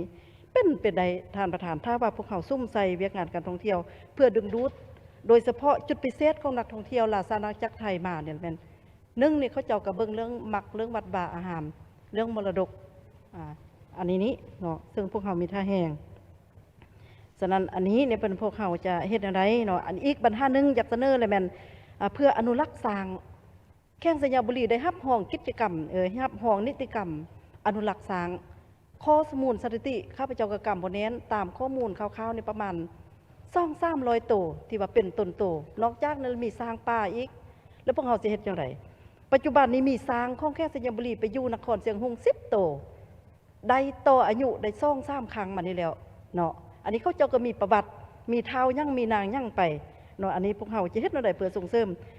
นอกจากนั้นสิ่งแวดล้อมเส้นทางนี่เป็นหลักที่อยากให้เอาใจใส่เส้นทางแท้ๆท่านประธานแต่ว่ามันก็กวมเบี้ยของโยธากวมกับเฮาจะเฮ็ดพัฒนาเส้นทางระยะใหม่นี่เป็นไปได้บ่เบิ่งที่ให้มันเป็นจุดที่ว่าพวกเขาจะซุ่มใส่ดึงนักท่องเที่ยวมาเนาะอันนี้ข้าพเจ้าติดพันกับด้านอ่อนของข้างที่ท่านรัฐมนตรีได้เสนอแล้วฉะนั้นการประกอบความเห็นของข้าพเจ้ามาเฮานี้ก็สิมีสำนี้เนาะขอขอบใจเอาแสดงความขอบใจต่อผู้แทนแขวงสยามบุรีเนาะต่อไปเชิญท่านางสวยเพชรทองสมบัติเขต8หัวพันมีความเห็นขอเฮียนทานประธานคณะประธานกองประชุมที่นับถืออย่างสูงเฮียนบรรดาทานสมาชิกสภาแห่งศาสตร์ทานรัฐมนตรีกระทรวงแถลงข่าววัฒนธรรมและท่องเที่ยวที่นับถือข้าพเจ้าสวยเพชรทองสมบัติสมาชิกสภาแห่งศาสตร์เขต8แขวงหัวพันขออนุญาตประกอบคำเห็นต่อบทรายงานของรัฐบาลเกี่ยวกับการจัดตั้งปฏิบัติปีท่องเที่ยวลาว 2024 และทิศทางในต่อหน้าข้าพเจ้าขอแสดงความเห็นดีเป็นเอกภาพต่อบทรายงานของรัฐบาลและการประกอบคำคิดคำเห็นของบรรดาฐานสมาชิกสภาแห่งศาสตร์ที่มีคำเห็นไปกว่านั้นและขอแสดงความหย่องยองสมเชยต่อรัฐบาลก็คือคะแนนการท่องเที่ยวแต่ขันศูนย์กลางหาขันท้องถิ่นที่ได้เอาใจใส่จัดตั้งปฏิบัติเวียกงานท่องเที่ยวในระยะผ่านมาเนาะเห็นว่ามีผลสำเร็จหลายด่านโดยเฉพาะกระแมนมีนักท่องเที่ยวนี่เพิ่มขึ้นเป็นจำนวนหลวงหลายและก็สามารถสร้างรายรับให้แก่ภาครัฐก็คือผู้ประกอบการทางเป็นการสร้างเวียกเหตุงานทำให้แก่ประชาชนสำหรับแขวงหัวพันของพวกเฮานี้ก็ได้กำหนดเอาเวียกงานท่องเที่ยวเป็นหนึ่งในท่าแห่งของการพัฒนาเศรษฐกิจสังคมของแขวงซึ่งว่าทั่วแขวงนี้ก็มีแหล่งท่องเที่ยวทั้งหมด158แห่งมีทางแหล่งท่องเที่ยวประวัติศาสตร์ธรรมศาสตร์และวัฒนธรรมเนาะระยะพันมานี้ก็มีนักท่องเที่ยวจำนวนหลายไปเที่ยวแขวงหัวพันเนาะซึ่งสามารถสร้างรายรับให้แก่การพัฒนาแขวงหัวพันนี่ก็บ่น้อยแต่ถึงอย่างใดก็ตามเนาะถึงว่าเวียกงานท่องเที่ยวจะมีผลดีมีข้อสะดวกหลายอย่างแต่ก็ปราศจากบ่ได้จุดอ่อนของคงข้างซึ่งเป็นอันร่วมของประเทศก็คืออันเฉพาะของแขวงเป็นต้นว่าปัญหาพื้นฐานโครงหลังและสิ่งอำนวยความสะดวกบ่ทันได้ดีเท่าที่ควรเนาะเส้นทางเปเพเฮ็ดให้การเดินทางของนักท่องเที่ยวนี่ถือว่าพบความยุ่งยากเสียเวลาทางมีความเสี่ยงเนาะทางเข้าสถานที่นี่บ่ทันสะดวกแขวงหัวพันของพวกเฮานี่ก็คือกันเนาะทางเข้าแหล่งท่องเที่ยวที่สำคัญเช่นว่าสวนอุทยานหินต่างอยู่เมืองหัวเมืองหรือว่าพาทีก็บ่ทันสะดวกอันที่สองนี้การเฮ็ดเวียกงานโฆษณาสถานที่ท่องเที่ยวและการสนองข้อมูลข่าวสารนี่บ่ทันได้ดีซึ่งเฮ็ดให้นักท่องเที่ยวนี่บ่ทันฮู้แหล่งท่องเที่ยวที่สำคัญเนาะอันที่สามนี้ระบบเฮือนพักหรือว่าอาหารนี่ก็บ่ทันรองรับได้เท่าที่ควรแหล่งท่องเที่ยวหลายแห่งยังบ่ทันได้รับการพัฒนาเนาะสำหรับแผนในต่อหน้าข้าพเจ้าก็ขอเห็นดีเป็นเอกภาพตามบทรายงานเนาะและข้าพเจ้าขอมีบางทัศนะและมีข้อเสนอดังนี้อันที่หนึ่งต้องได้เอาใจใส่เฮ็ดเวียกงานโฆษณาแหล่งท่องเที่ยวและการสนองข้อมูลข่าวสารนี่ให้นักท่องเที่ยวได้รับรู้อย่างกว้างขวางซึ่งบทรายงานของท่านรัฐมนตรีก็ได้เสนอไปแล้วเนาะและยังมีแหล่งท่องเที่ยวสำคัญหลายแห่งที่นักท่องเที่ยวนี่บ่ทันได้รับรู้อันที่สองนี้เสนอให้รัฐบาลนี่เล็งแก้ไขพื้นฐานโครงหลังโดยเฉพาะแม่นบรรดาเส้นทางจากนครหลวงเวียงจันทร์หาบรรดาแขวงในภาคเหนือเส้นทางสายลักระหว่างแขวงต่อแขวงเนาะถ้าบ่แก่ในจุดนี้แม่นจะเฮ็ดให้นักท่องเที่ยวนั้น ลดลง เพราะว่าเส้นทางรถนี่แม่นสำคัญสำหรับการท่องเที่ยวนักท่องเที่ยวส่วนหลายนี่จะมักเดินทางด้วยรถเนาะเพื่อจอดพักผ่อนสัมผัสกับบรรยากาศธรรมศาสตร์และก็ประสบการณ์ที่หลากหลายพร้อมกันนี้ก็ขอเสนอให้เปิดสายการบินระหว่างแขวงต่อแขวงข้าพเจ้าก็ได้มีคำเห็นไปก่อนนั่นแล้วเนาะเป็นต้นสำหรับแขวงหัวพันพวกเฮาก็เสนอให้เปิดนี่หัวพันหลวงพระบางเนาะหัวพันจำปาสักหรือเป็นไปได้จะเปิดสายการบินหัวพันเสียงขวางกันอย่างเป็นการดีเพื่อดึงดูดนักท่องเที่ยวเข้าไปท่องเที่ยวอันที่3ควรมีระเบียบการอันละเอียดและมาตรการเข้มงวดในการปกปักรักษาสิ่งแวดล้อมการเก็บเมียนขี้เหงื่อในคงเขตสถานที่ท่องเที่ยวต่างๆและสถานที่อื่นอันที่4เมืองเวียงไซแขวงหัวพันนี้เป็นเมืองท่องเที่ยวซึ่งได้รับรางวัลเป็นเมืองท่องเที่ยวสะอาดอาเซียนและก็เป็นเมืองเดียวในประเทศลาวที่มีสวนซากุระมิตรภาพลาวญี่ปุ่นซึ่งดอกซากุระนี่จะบานในระหว่างถ่ายเดือน11 หาต้นเดือนหนึ่งทางเป็นเมืองประวัติศาสตร์เนาะเป็นถิ่นกำเนิดของสปป.ลาวมีบรรดาธรรมทานผู้นำและธรรมประวัติศาสตร์จำนวนหลวงหลายซึ่งยังจะต้องได้สืบต่อปรับปรุงต่อบรรดาธรรมทานผู้นำข้าพเจ้าขอมีคำเสนอดังนี้อันที่1ขอให้รัฐบาลช่วยงบประมาณหรือปลุกระดมการประกอบส่วนจากภาคส่วนต่างๆปรับปรุง7ถ้ำกรมการเมืองโดยเฉพาะเหมือนการสร้างสิ่งจำลองเหตุการณ์ภายในถ้ำและปรับปรุงสิ่งอำนวยความสะดวกเพื่อดึงดูดการท่องเที่ยวเพราะว่าปีนี้เฮาก็จะเฉลิมฉลองวันสถาปนาสปป.ลาวครบรอบ50 ปี 2. เสนอให้บรรดากระทรวงองค์การจัดตั้งขันศูนย์กลางที่มีถ้ำของแขนงการตนเองถ้าจะเมื่อปรับปรุงถ้ำก็ให้มีการออกแบบคักแน่ให้ประสานงานกับภาคส่วนเกี่ยวของขันศูนย์กลางและแขวงในการปรับปรุงให้กลมกลืนตามลักษณะประวัติศาสตร์เนาะกลมเกี่ยวเสื่อมโยงกันหลีกเว้นการปรับปรุงที่เฮ็ดพอไผพอลาวปรับปรุงแล้วก็ใส่กระแจปิดไว้เนาะแล้วก็บ่นำใส่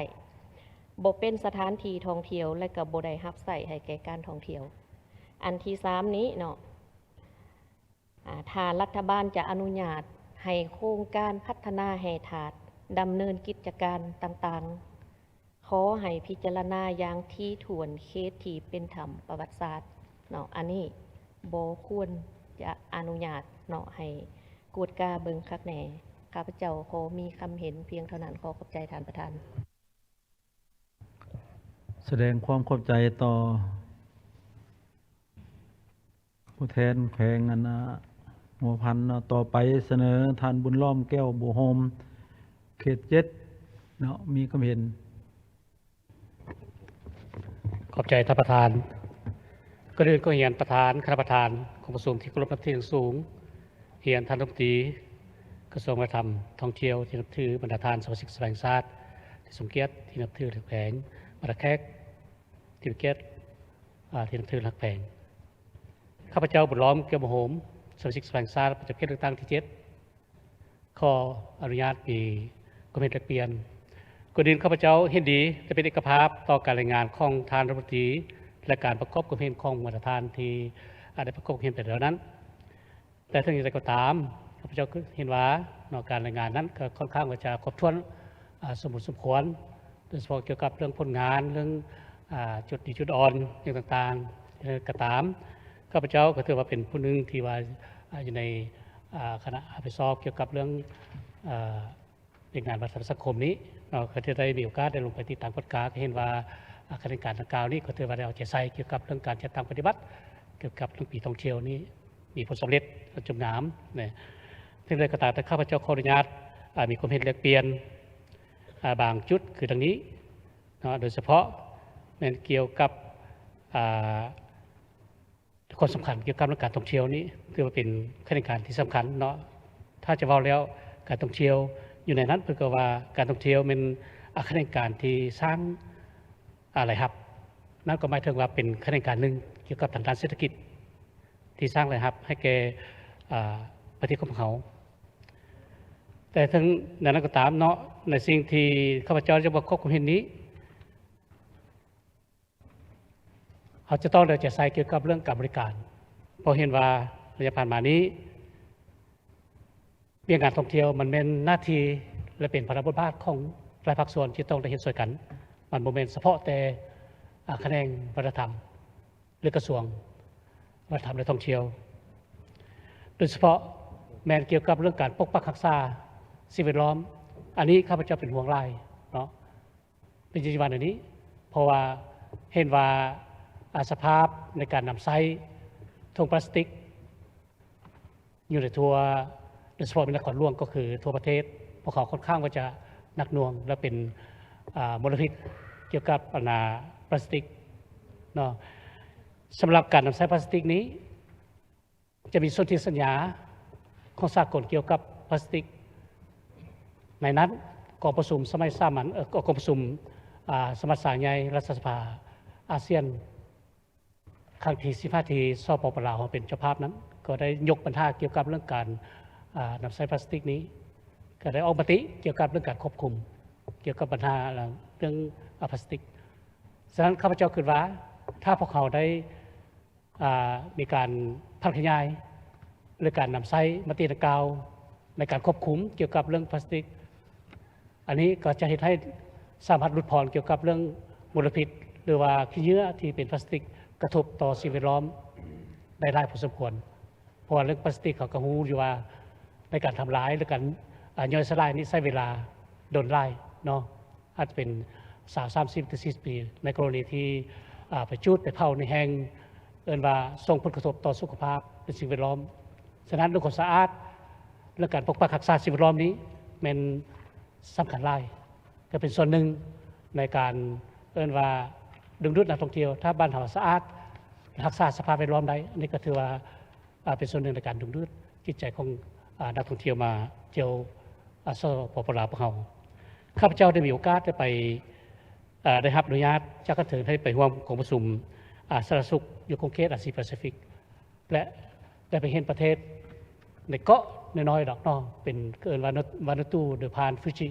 ใน2ประเทศนี้เขาจะมีเอิ้นว่ากฎข้อบังคับบ่ให้ใช้พลาสติกอยู่ในสังคมเลยฉะนั้นเห็นว่า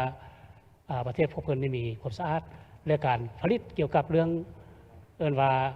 ที่ระลึกเนาะแรงรายรับก็เป็นสร้างกับแรงรายรับของกันประเทศเขาเจ้าเป็นเกี่ยวกับเรื่องการท่องเที่ยวนักท่องเที่ยวสามารถบินผ่านเกี่ยวกับเรื่องไก่เที่ยวฟิจินี้ถือว่า10 นาทีได้จะมีนักท่องเที่ยวเรือหยุดนักท่องเที่ยวนี่ไปอยู่ตลอด4 ชั่วโมงอันนี้ถือว่าเป็นส่วนหนึ่งที่ข้าพเจ้าคิดว่าพวกเขาอาจจะนำมาเป็นบทเรียนสำหรับการรักษาสิ่งแวดล้อมและปกปักรักษาเกี่ยวกับความสะอาดอยู่ในสถานที่ท่องเที่ยวฉะนั้นข้าพเจ้าขออนุญาตเสนอว่าเนาะรัฐบาลก็ควรจะมีมาตรการเกี่ยวกับเรื่องการนำใช้พลาสติกนี้ฮอดเวลาแล้วที่พวกเขาควรจะมีการควบคุมและคุ้มครองเกี่ยวกับเรื่องการบ่ให้นำใช้พลาสติกเกี่ยวกับเรื่องการออกตลาดเรื่องการนำใช้ในทัวสาธารณะขออนุญาตเป็นความเห็นในตอนนี้ก็ขอบใจท่านประธานขอบใจต่อท่านบุญล้อมเนาะต่อไปเสนอท่านเป็นเอกวงศักดิ์พันธวงศ์นเขต3แขวงหลวงน้ำทามีความเห็นขอขอบใจท่านประธานขอเห็นท่านประธานคณะประธานที่เคารพและนับถืออย่างสูงประธานสมาชิกสภาแห่งชาติและสมาชิกรัฐบาลที่นับถือข้าพเจ้าพลตรีวงศักดิ์พันธวงศ์สมาชิกสภาแห่งชาติเขต3แขวงหลวงน้ำทาขอแลกเปลี่ยนก็คือประกอบความเห็นต่อบทรายงานของกระทรวงวัฒนธรรมและท่องเที่ยว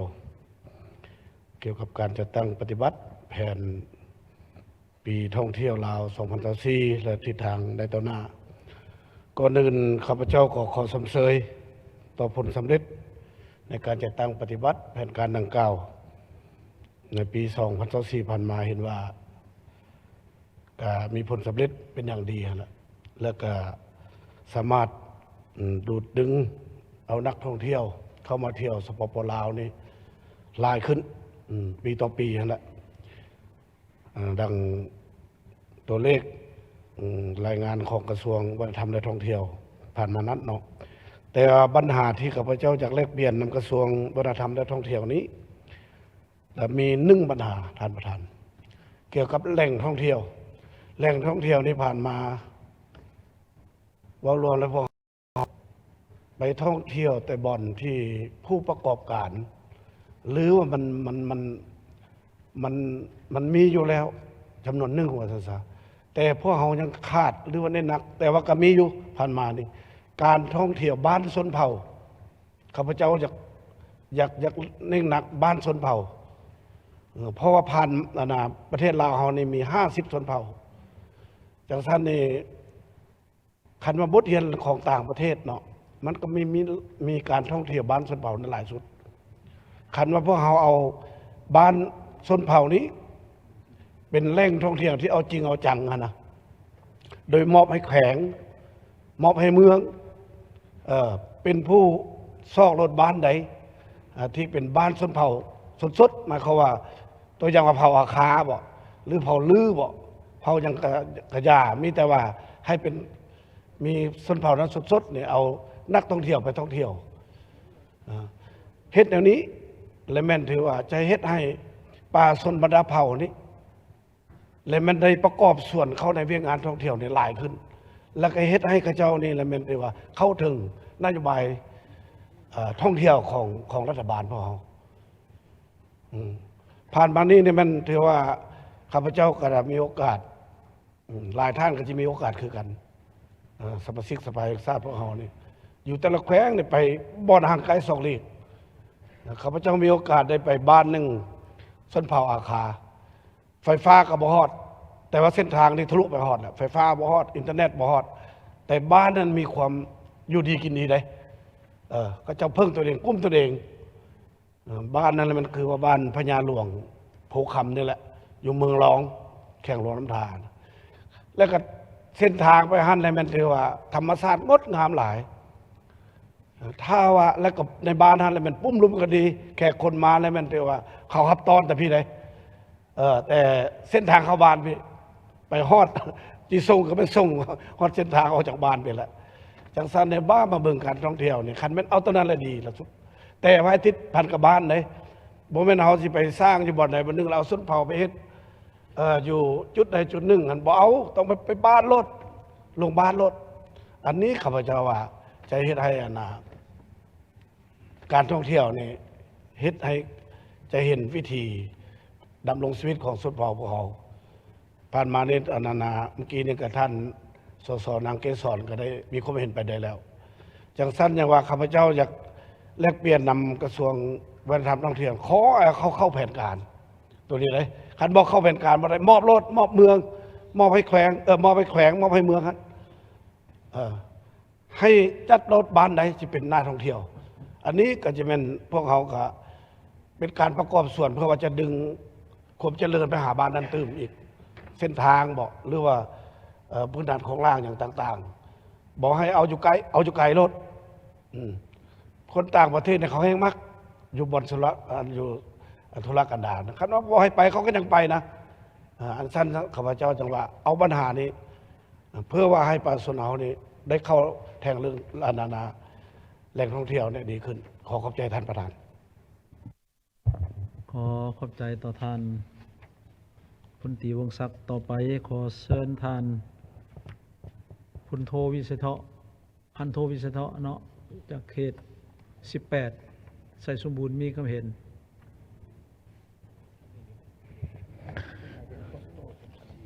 เจ้าขอบใจประธานเนาะก่อนอื่นเฮียนประธานคณะประธานนักถือผู้แทนสมเกียรติที่ของกองประชุมแล้วก็เฮียนคณะรัฐบาลภาคส่วนเกี่ยวข้องก่อนอื่น ข้าพเจ้าชื่อวิชัยทอเพลวงจงเซอร์สมัชแพงทราบประจำเขตต่าง18แขวงชัยสบูรณ์ขอมีคำเห็นแหลกเปลี่ยนอยู่ใน5 จุดแต่ว่าผู้แทนแต่ละเขตเลือกตั้งเกิดเสนอแล้วโดยเฉพาะมันสัญญาบุรีเนาะและเห็นดีแต่ข้าพเจ้าอยากมี2 ปัญหาแหลกเปลี่ยนเนาะประธานเนาะ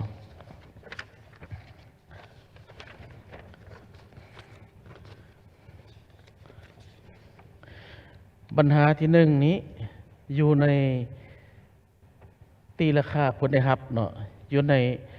ข้อที่7หรือว่าโยนาที่7เนาะข้าพเจ้าตามได้รับ การส่องแสงของภาคส่วนคนมาแต่ต่างประเทศเนาะอันนี้อยากให้ทั้งภาคส่วนเกี่ยวข้องเว้าร่วมเว้าเฉพาะมันกระทรวงแถลงข่าวนั่นแหละควรจอดกับเจ้าหน้าที่ท้องถิ่นเนาะเพราะว่าผ่านมานี้ก็มักมีปัญหาข้าพเจ้าก็เคยได้แก่ปะทะเนาะเขามาแต่ต่างประเทศเขาก็มาแจ้งพาสปอร์ตอยู่เดินเบนหรือว่าอยู่ขั้วมิตรภาพแล้วบนประตูเขาว่าซั่นซะแต่ว่าไปหอดเมืองเนี่ยต้องได้ไปแจ้งอยู่ปกสเมืองอีกว่าซั่นถ้าบ่ไปแจ้งเนี่ยกักพาสปอร์ตปรับไม้อีกขั้นสันข้าพเจ้าก็คิดว่าควรจอดข้าพเจ้าเคยพบมันหลายปัญหาได้ไปแก้อันนี้โดยเฉพาะมันเขตสุรบดเขตพะมุงแหละเนาะอันนี้ข้าพเจ้าคิดว่าอยากให้จอดซะแจ้งอยู่ในเดินเบนบ่ได้แจ้งอยู่ในประตูเขาแล้วก็ถือว่าไปใช้ก็ให้ความสะดวกให้นักท่องเที่ยวเด้อันนี้ยังเข้าไปเฮือนเข้าไปบรรพักไปกักพาสปอร์ตเขาคันไม่มีปัญหาก็บ่เว้านะก็จังบ่มีปัญหาก็อยากเว้าความซื่ออยากเอาเงินเขาน่ะเฮ็ดทุกวิธีทางตัวนี้เพื่ออยากให้ทางภาคส่วนเกี่ยวข้องจอดแท้ๆประธานคันบ่เฮ็ดนั่นนี่สร้างให้ความเอ็นโตให้นักท่องเที่ยวเข้าบ่อยากมาได้นะอันนี้ปัญหาที่1เนาะปัญหาที่2นี้ข้าพเจ้ามีคำเห็นแลกเปลี่ยนอยู่ใน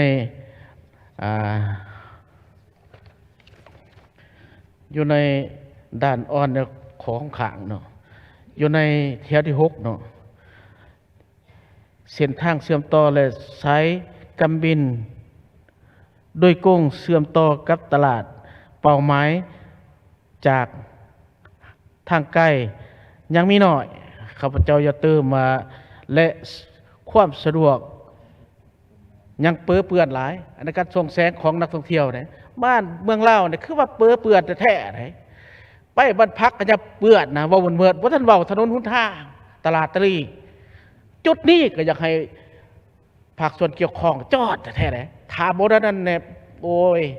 เขาอิ่มเลยเขามาพักผ่อนอยู่อารมณ์มาพบพบรรดาอุปสรรคแบบนี้เนี่ยเขาก็อิ่มคือกันเนาะอันนั้นข้าพเจ้าคิดว่าก็ควรจอดเติมอีกเนาะก็สิมี2ปัญหาแลกเปลี่ยนเพราะว่าผู้แทนแขวงอื่นก็มีคำเห็นแล้วขอบใจประธาน ขอแสดงความขอบใจต่อท่านผู้แทนแขวงไชยสมบูรณ์เนาะต่อไปขอเชิญท่านนาแก้วรัตนวงศ์แก้วรัตนศรีหวงศ์เขต15มีคำเห็น เจ้าก่อนอื่นขอเฮียนท่านประธานท่านในคณะประธานท่านสมาชิกสภาแห่งศาสตร์ที่นับถือข้าพเจ้าแก้วรัตนศรีหวงศ์สมาชิกสภาแห่งศาสตร์ประจำเขตเลือกตั้งที่15แขวงจำปาสักขอมีความเห็นก่อนอื่นข้าพเจ้าขอแสดงความสมเสยต่อทั้ง รัฐบาลก็คือกระทรวงเกี่ยวข้องซึ่งได้มีการสรุปตีราคาการจัดตั้งปฏิบัติและก็แสดงให้เห็นผลงานหลายล้านเพื่อเป็นการประกอบส่วนแก่เวียกงานท่องเที่ยวเพราะว่าพวกเราก็ถือเป็นยุทธศาสตร์หนึ่งในการพัฒนาเศรษฐกิจสังคมข้าพเจ้าขอมีความเห็นอยู่ 3-4 ปัญหาที่1อยากเสนอต่อทางรัฐบาลก็คือกระทรวงเกี่ยวข้องได้สืบต่อปรับปรุงระบบการเก็บกำข้อมูลตัวเลขนักท่องเที่ยวเขามาสปป.ลาวอยู่ตามด่านสากลทางบกทางอากาศให้ครบถ้วนเนาะขึ้นตืมเนื่องจากว่าอันนี้มันจะติดพันกับการจัดเก็บเรื่องพันธะเข้าสู่กองทุนท่องเที่ยวได้ครบตามจำนวนของนักท่องเที่ยวที่เขามาสปป.ลาวของเราอันนี้ก็เป็นเส้นทางหนึ่งในการจะมีงบสมทบในการพัฒนาพื้นฐานของการท่องเที่ยวอันที่2เนาะข้าพเจ้าอยากเสนอให้ทางรัฐบาลก็คือกระทรวงเกี่ยวข้องถือสำคัญต่อการปรับปรุงระบบการขนส่ง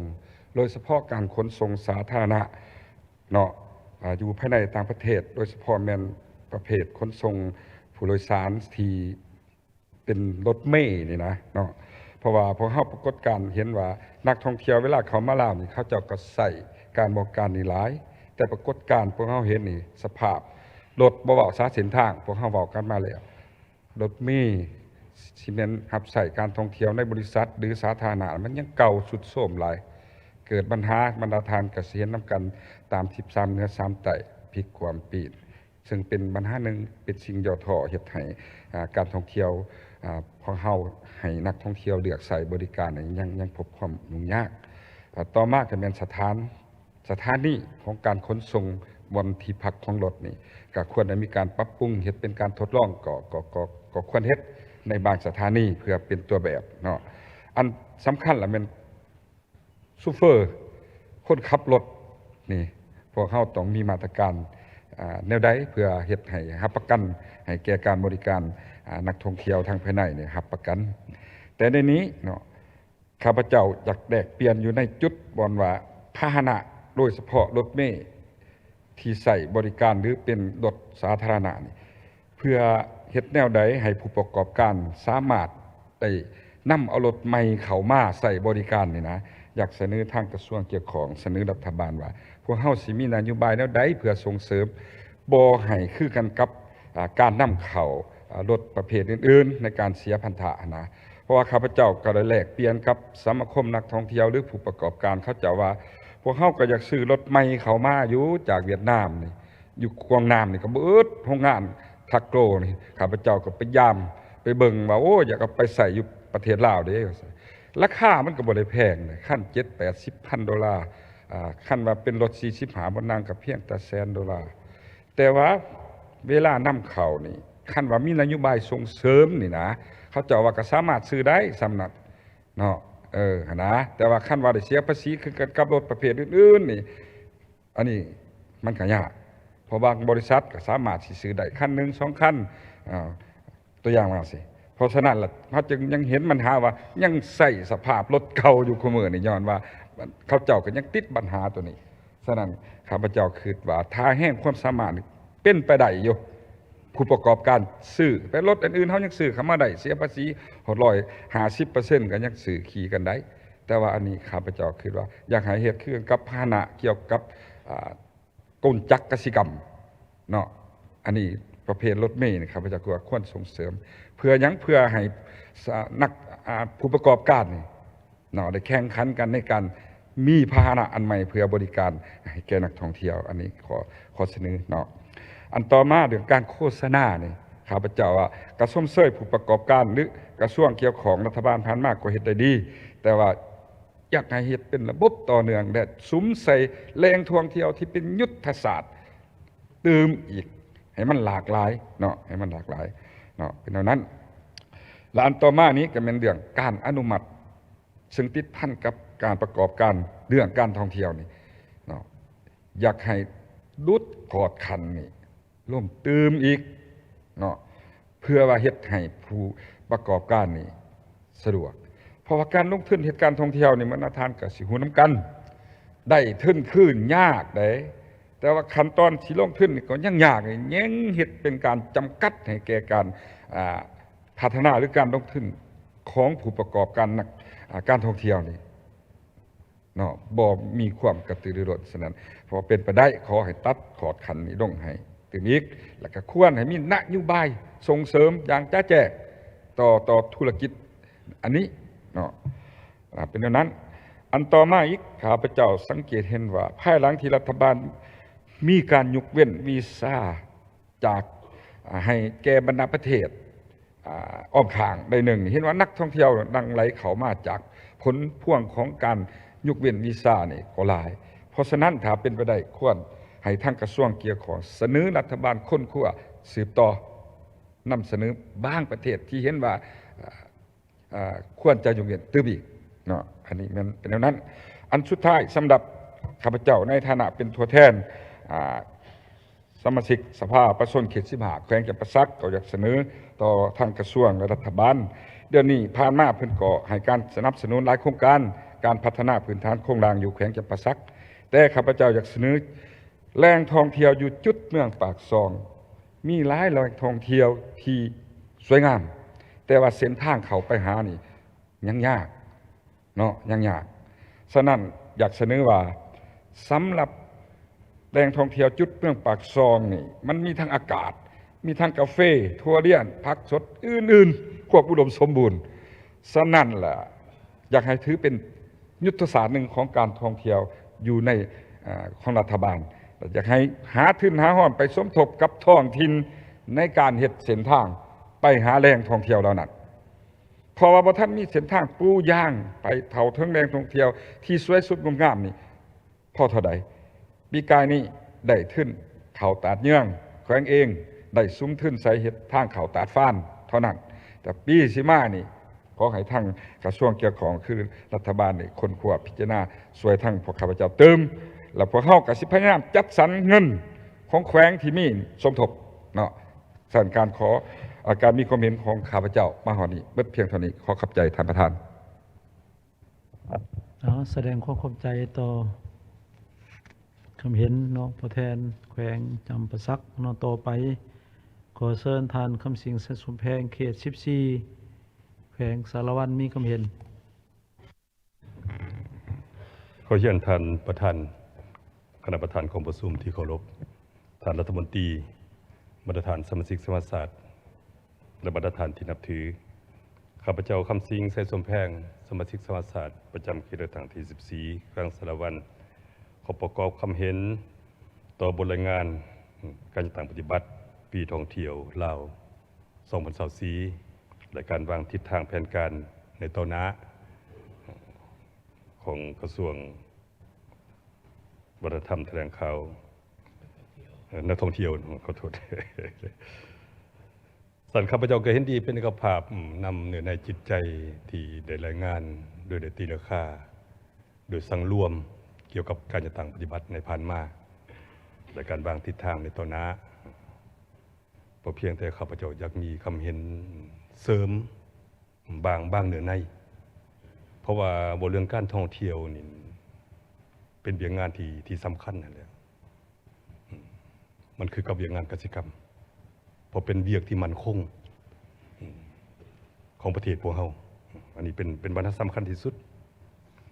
ฉะนั้นอยู่ในบทตีราคานี้ก็จะเสนอเนาะกับเบิ่งขึ้นบรรทัดหนึ่งและรูปแบบการเฮ็ดบทรายงานนี้คนหนึ่งใหญ่แล้วมาขอมันย่อหน้าเลยนี่นะมันคือโบแนนสนุกอันนี้อยากเบิ่งคืนเนาะอยากให้เป็นระบบลงมาข้างในแต่ยันนี้การตีราคาด้านคงข้างนี่นะโดยเฉพาะอยู่ในย่อหน้าที่2เนาะว่าจำนวนนักท่องเที่ยวที่เพิ่มขึ้นอย่างไวว่านี่ความจริงแล้วเฮาต้องการให้นักท่องเที่ยวเข้ามาหลายที่สุดแล้วซั่นเถาะแล้วเฮาปฏิราคาว่านักท่องเที่ยวเพิ่มขึ้นอย่างไวว่านี่นะสั่นควรจะว่าการรองรับของเฮาพี่การเกี่ยมพร้อมการรองรับของพวกเฮาพี่ต่อการมาท่องเที่ยวของนักท่องเที่ยวเฮาบ่ทันตอบสนองได้ควรจะเว้าแบบนี้จะเหมาะสมกว่าเกี่ยวกับข้อคงค้างอันนี้ก็เสนอทางกระทรวงเบิ่งคืนเนาะคณะพิสอบเบิ่งคืนแล้วปัญหาต่อมาเกี่ยวกับทิศทางในตอนหน้านี้สำคัญหลายในเมื่อเห็นความบกพร่องในระยะผ่านมาแล้วอาจจะปรับปรุงแบบใดในต่อไปนี้สำนักข้าพเจ้าจักเสริมเติมเนาะ1ปัญหาซุ้มไซปรับปรุงเส้นทางเข้าถึงสถานที่ท่องเที่ยวบุริมสิทธิ์นี่ข้าพเจ้ายังคิดบ่ท่านทราบนะว่าบ่อนท่องเที่ยวบุริมสิทธิ์อยู่บ่อนใดเด้สันเฮาเว้าดีได้บ่ว่าซุ้มไซปรับปรุงเส้นทางเข้าไปหาแต่ละแขวงนี่นะ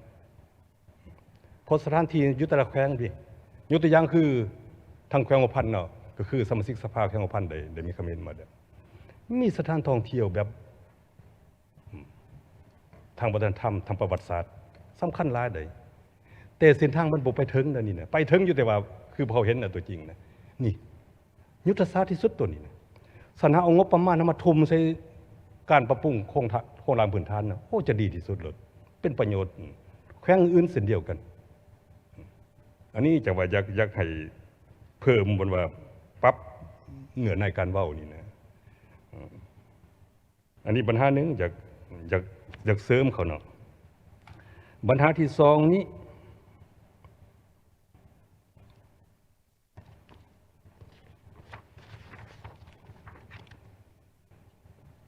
สุกยู่ผู้พัฒนาสถานที่ท่องเที่ยวปรับปรุงกิจกรรมการท่องเที่ยวการบริการอื่นๆนี่เนาะ สันคำว่าสุขอยู่นี่นะข้าพเจ้าคิดว่าอยากให้เพิ่มเข้าถึงอยากให้เป็นการส่งเสริมนำต่อผู้พัฒนาสถานที่ท่องเที่ยวผู้พัฒนาสถานที่ท่องเที่ยวนี้ทั้งเอกชนทั้งเบื้องรัฐเฮาบางโครงการท่องเที่ยวนี่เบื้องรัฐเฮาก็มีส่วนรับผิดชอบฉะนั้นตัวนี้ต้องทุ่มเรื่องงบประมาณหรือให้ความสะดวกในการนำใส่งบประมาณในการบริการสถานท่องเที่ยวบางโครงการของนักลงทุนที่เป็นนักธุรกิจของภายในเฮานี่นะความจริงเขาขยายไปดีที่สุดเติบโตแต่ละระยะแต่ละปีนี่นะแต่เขางบประมาณบ่เพียงพอในการจะขยายสั่นขอกู้ยืมเงินนำเบื้องรัฐเฮาอยากให้รัฐเฮาส่งเสริมนี่นะยากสั่นอันนี้อยากให้เบื้องรัฐเฮาเบิ่งปัญหาข้างแน่ว่าโอ้บ่เบิ่งแล้วน่าส่งเสริมแท้โครงการตัวนี้นะอยากเอาจะใช้ส่งเสริมโลดเพราะว่าการกู้ยืมเงินเขาแน่นอนเขาความสามารถในการชำระเขามีอยู่แล้วนี่นะอันนี้อยากให้เอาใจใส่แท้องค์การเกี่ยวข้องเฮาในการคุ้มครองอันนั้นปัญหาหนึ่งและปัญหาต่อมานี้เกี่ยวกับการสืบต่อปรับปรุงคุณภาพและมาตรฐานการบริการนี้อันนี้ก็สำคัญหลายฉะนั้นจุดนี้ข้าพเจ้าจะยกมันว่าดำดับของบทข้อหนึ่งต่อมาจากข้อกบทจังยอนานี่อยากขยายความลงมาโดยละเอียดยกตัวอย่างว่าเรื่องซุ่มใส่หรือว่าสืบต่อปรับปรุงคุณภาพมาตรฐานเนี่ยนะมันติดพันกับสถานที่พักเศร้า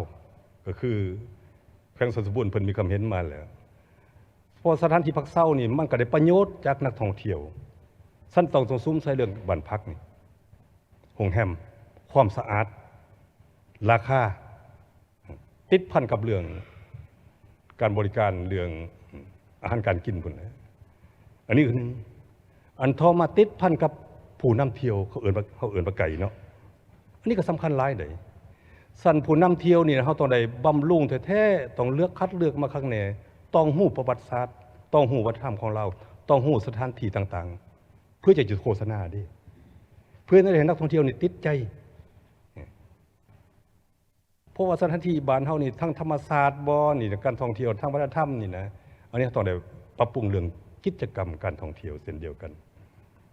เพราะบ้านเฮาเรื่องธรรมศาสตร์นี่โอ้เรื่องภูผาป่าไม้ยังน่าสนใจเพราะว่าต่างประเทศมันสนใจเกี่ยวกับเรื่องธรรมศาสตร์นี่แหละกับทางวัฒนธรรมเรื่องทันสมัยแท้บ้านเพิ่นเจริญแล้วสันตัวนี้สำคัญหลายใน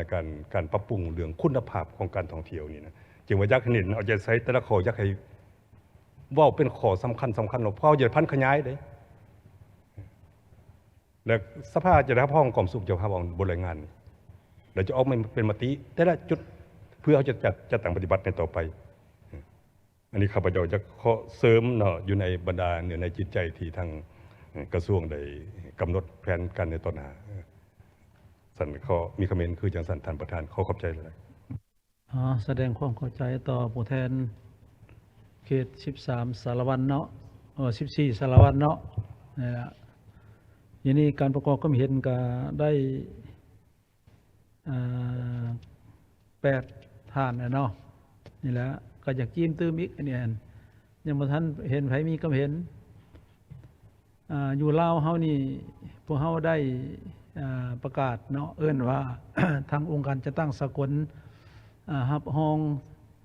เป็นมรดกโลกแล้วมันมีหลวงพระบางมีจำปาสักแล้วก็มีทุ่งให้หินเสียงขวางนี้ต่อไปเลยสิมีอยู่ป่าสงวนหินน้ำนออยู่แขวงขมวนนี่เนาะนี่แล้วก็เป็นจุดหนึ่งที่ติดพันกับการท่องเที่ยวของพวกเขาและฉะนั้นบรรดาท่านเห็นว่ามีอย่างบ่อันที่พัวพันกับเวียงงานการท่องเที่ยวที่เขาจะต้องได้เสนอจะต้องได้มีการปรับปรุงนับแต่นิติกรรมการคุ้มครองการปลุกระดมทุนการส่วนร่วมของประชาชนติดพันกับการแก้ไขความทุกข์ยากของประชาชนบรรดาเผ่าการอนุรักษ์เรื่องวัฒนธรรมเรื่องมันยังต่างๆเนาะอันนี้ก็จะให้เว้าตื้อเวียกในบรรดาแขวงที่มีจุดมรดกโลกเนาะต่อไปเนี่ยก็เชิญท่านนางให้มณีวงนอแก้วเขต16 เสกองมีความเห็น เจ้าขอบใจท่านประธาน ขอเฮียนท่านประธานคณะประธานของประชุมที่เคารพเฮียนท่านรัฐมนตรีที่นับถือบรรดาทานสมาชิกสภาแห่งศาสตร์ประจำเขตเลือกตั้งบรรดาทานแขกที่นับถือและหักแพงทางหลายข้าพเจ้าชื่อ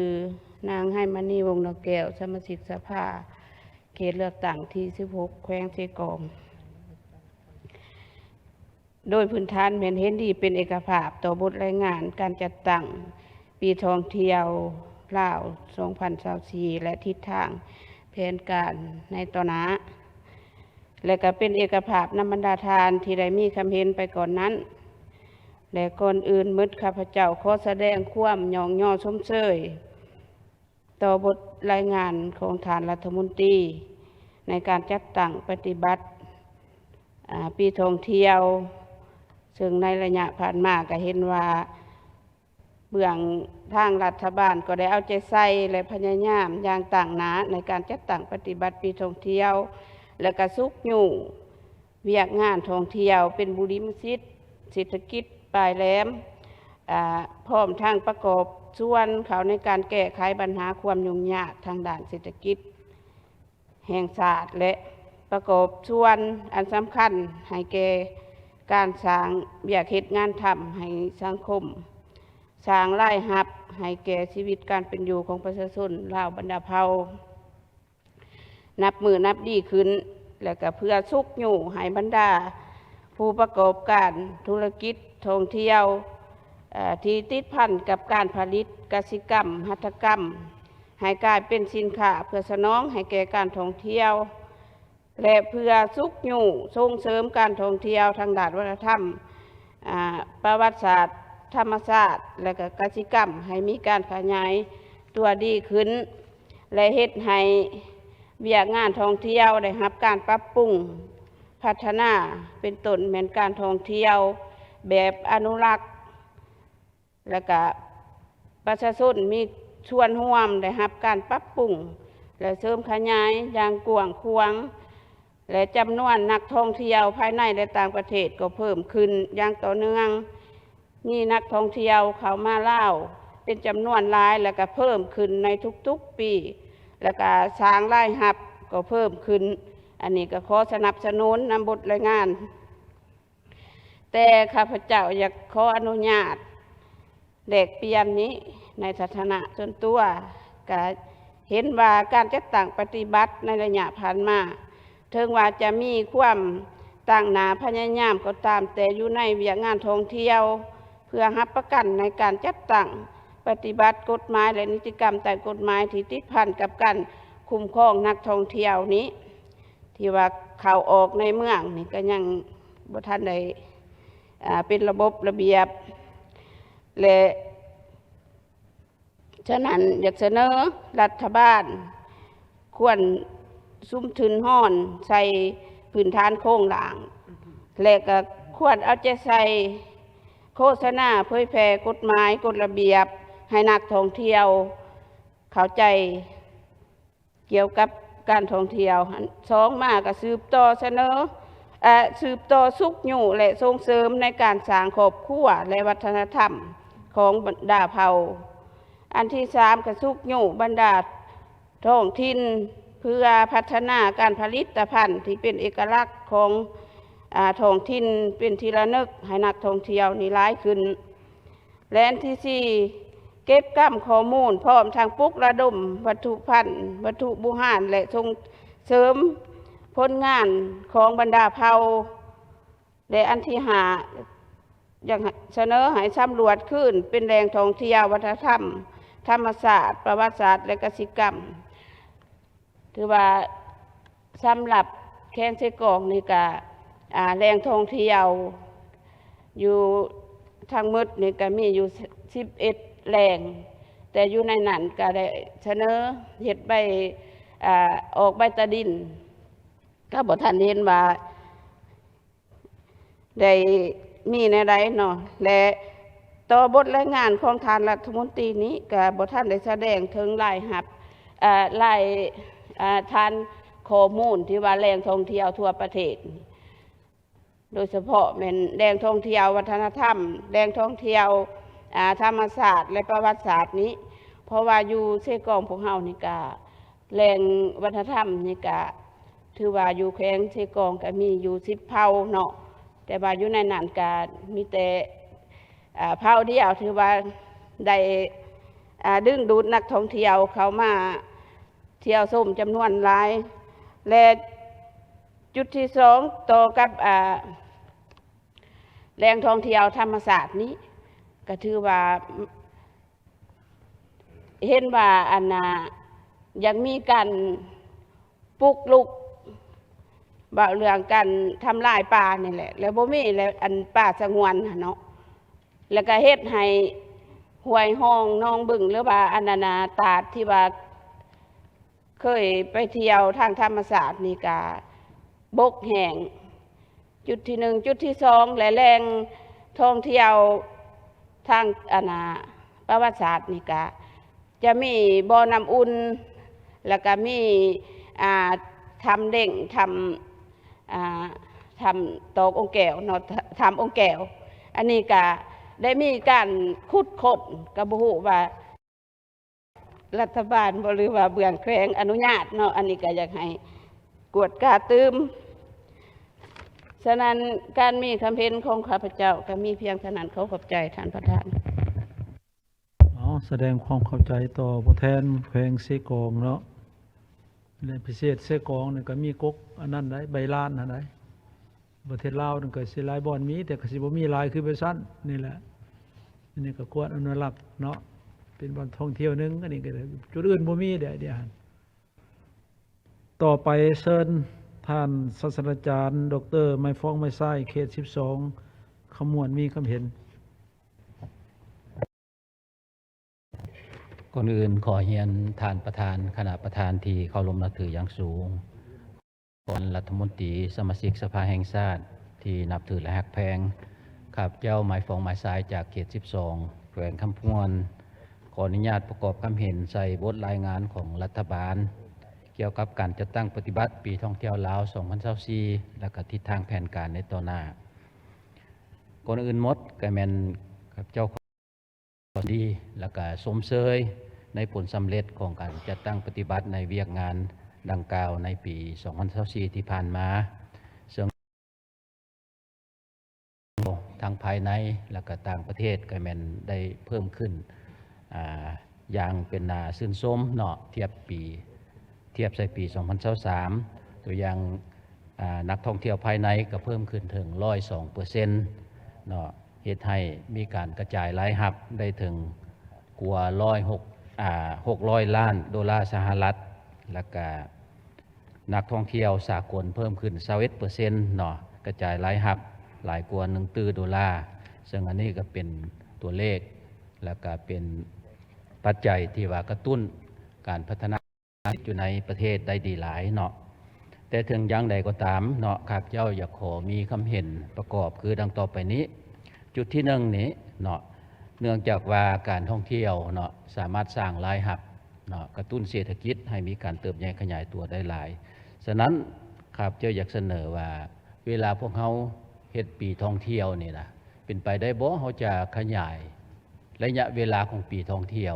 แทนที่จะเป็นปีเดียวสมมติปีท่องเที่ยวลาวปี2024เมื่อปีแล้วเขาก็หยุดแล้วจังคอยปะวางไว้เว้นระยะเวลาวางแล้วไปเฮ็ดตื่นอีกครับเจ้าเสนอว่าจะต่อเลยบ่สมมุติว่าแทนที่สิเฮ็ดว่าปีท่องเที่ยวลาว2024เฮาก็ว่า2024 2025คันอยากหยุดเพื่อการประเมินก็เว้น2026เฮาก็เฮ็ด2027 2028ต่อไปอีกสมมุติจังซี่นะเนาะอันนี้จะเป็นการสร้างรายรับให้แก่ประเทศชาติได้หลายขึ้นสำหรับอยู่ในประเทศนี่ครับเจ้าคิดว่า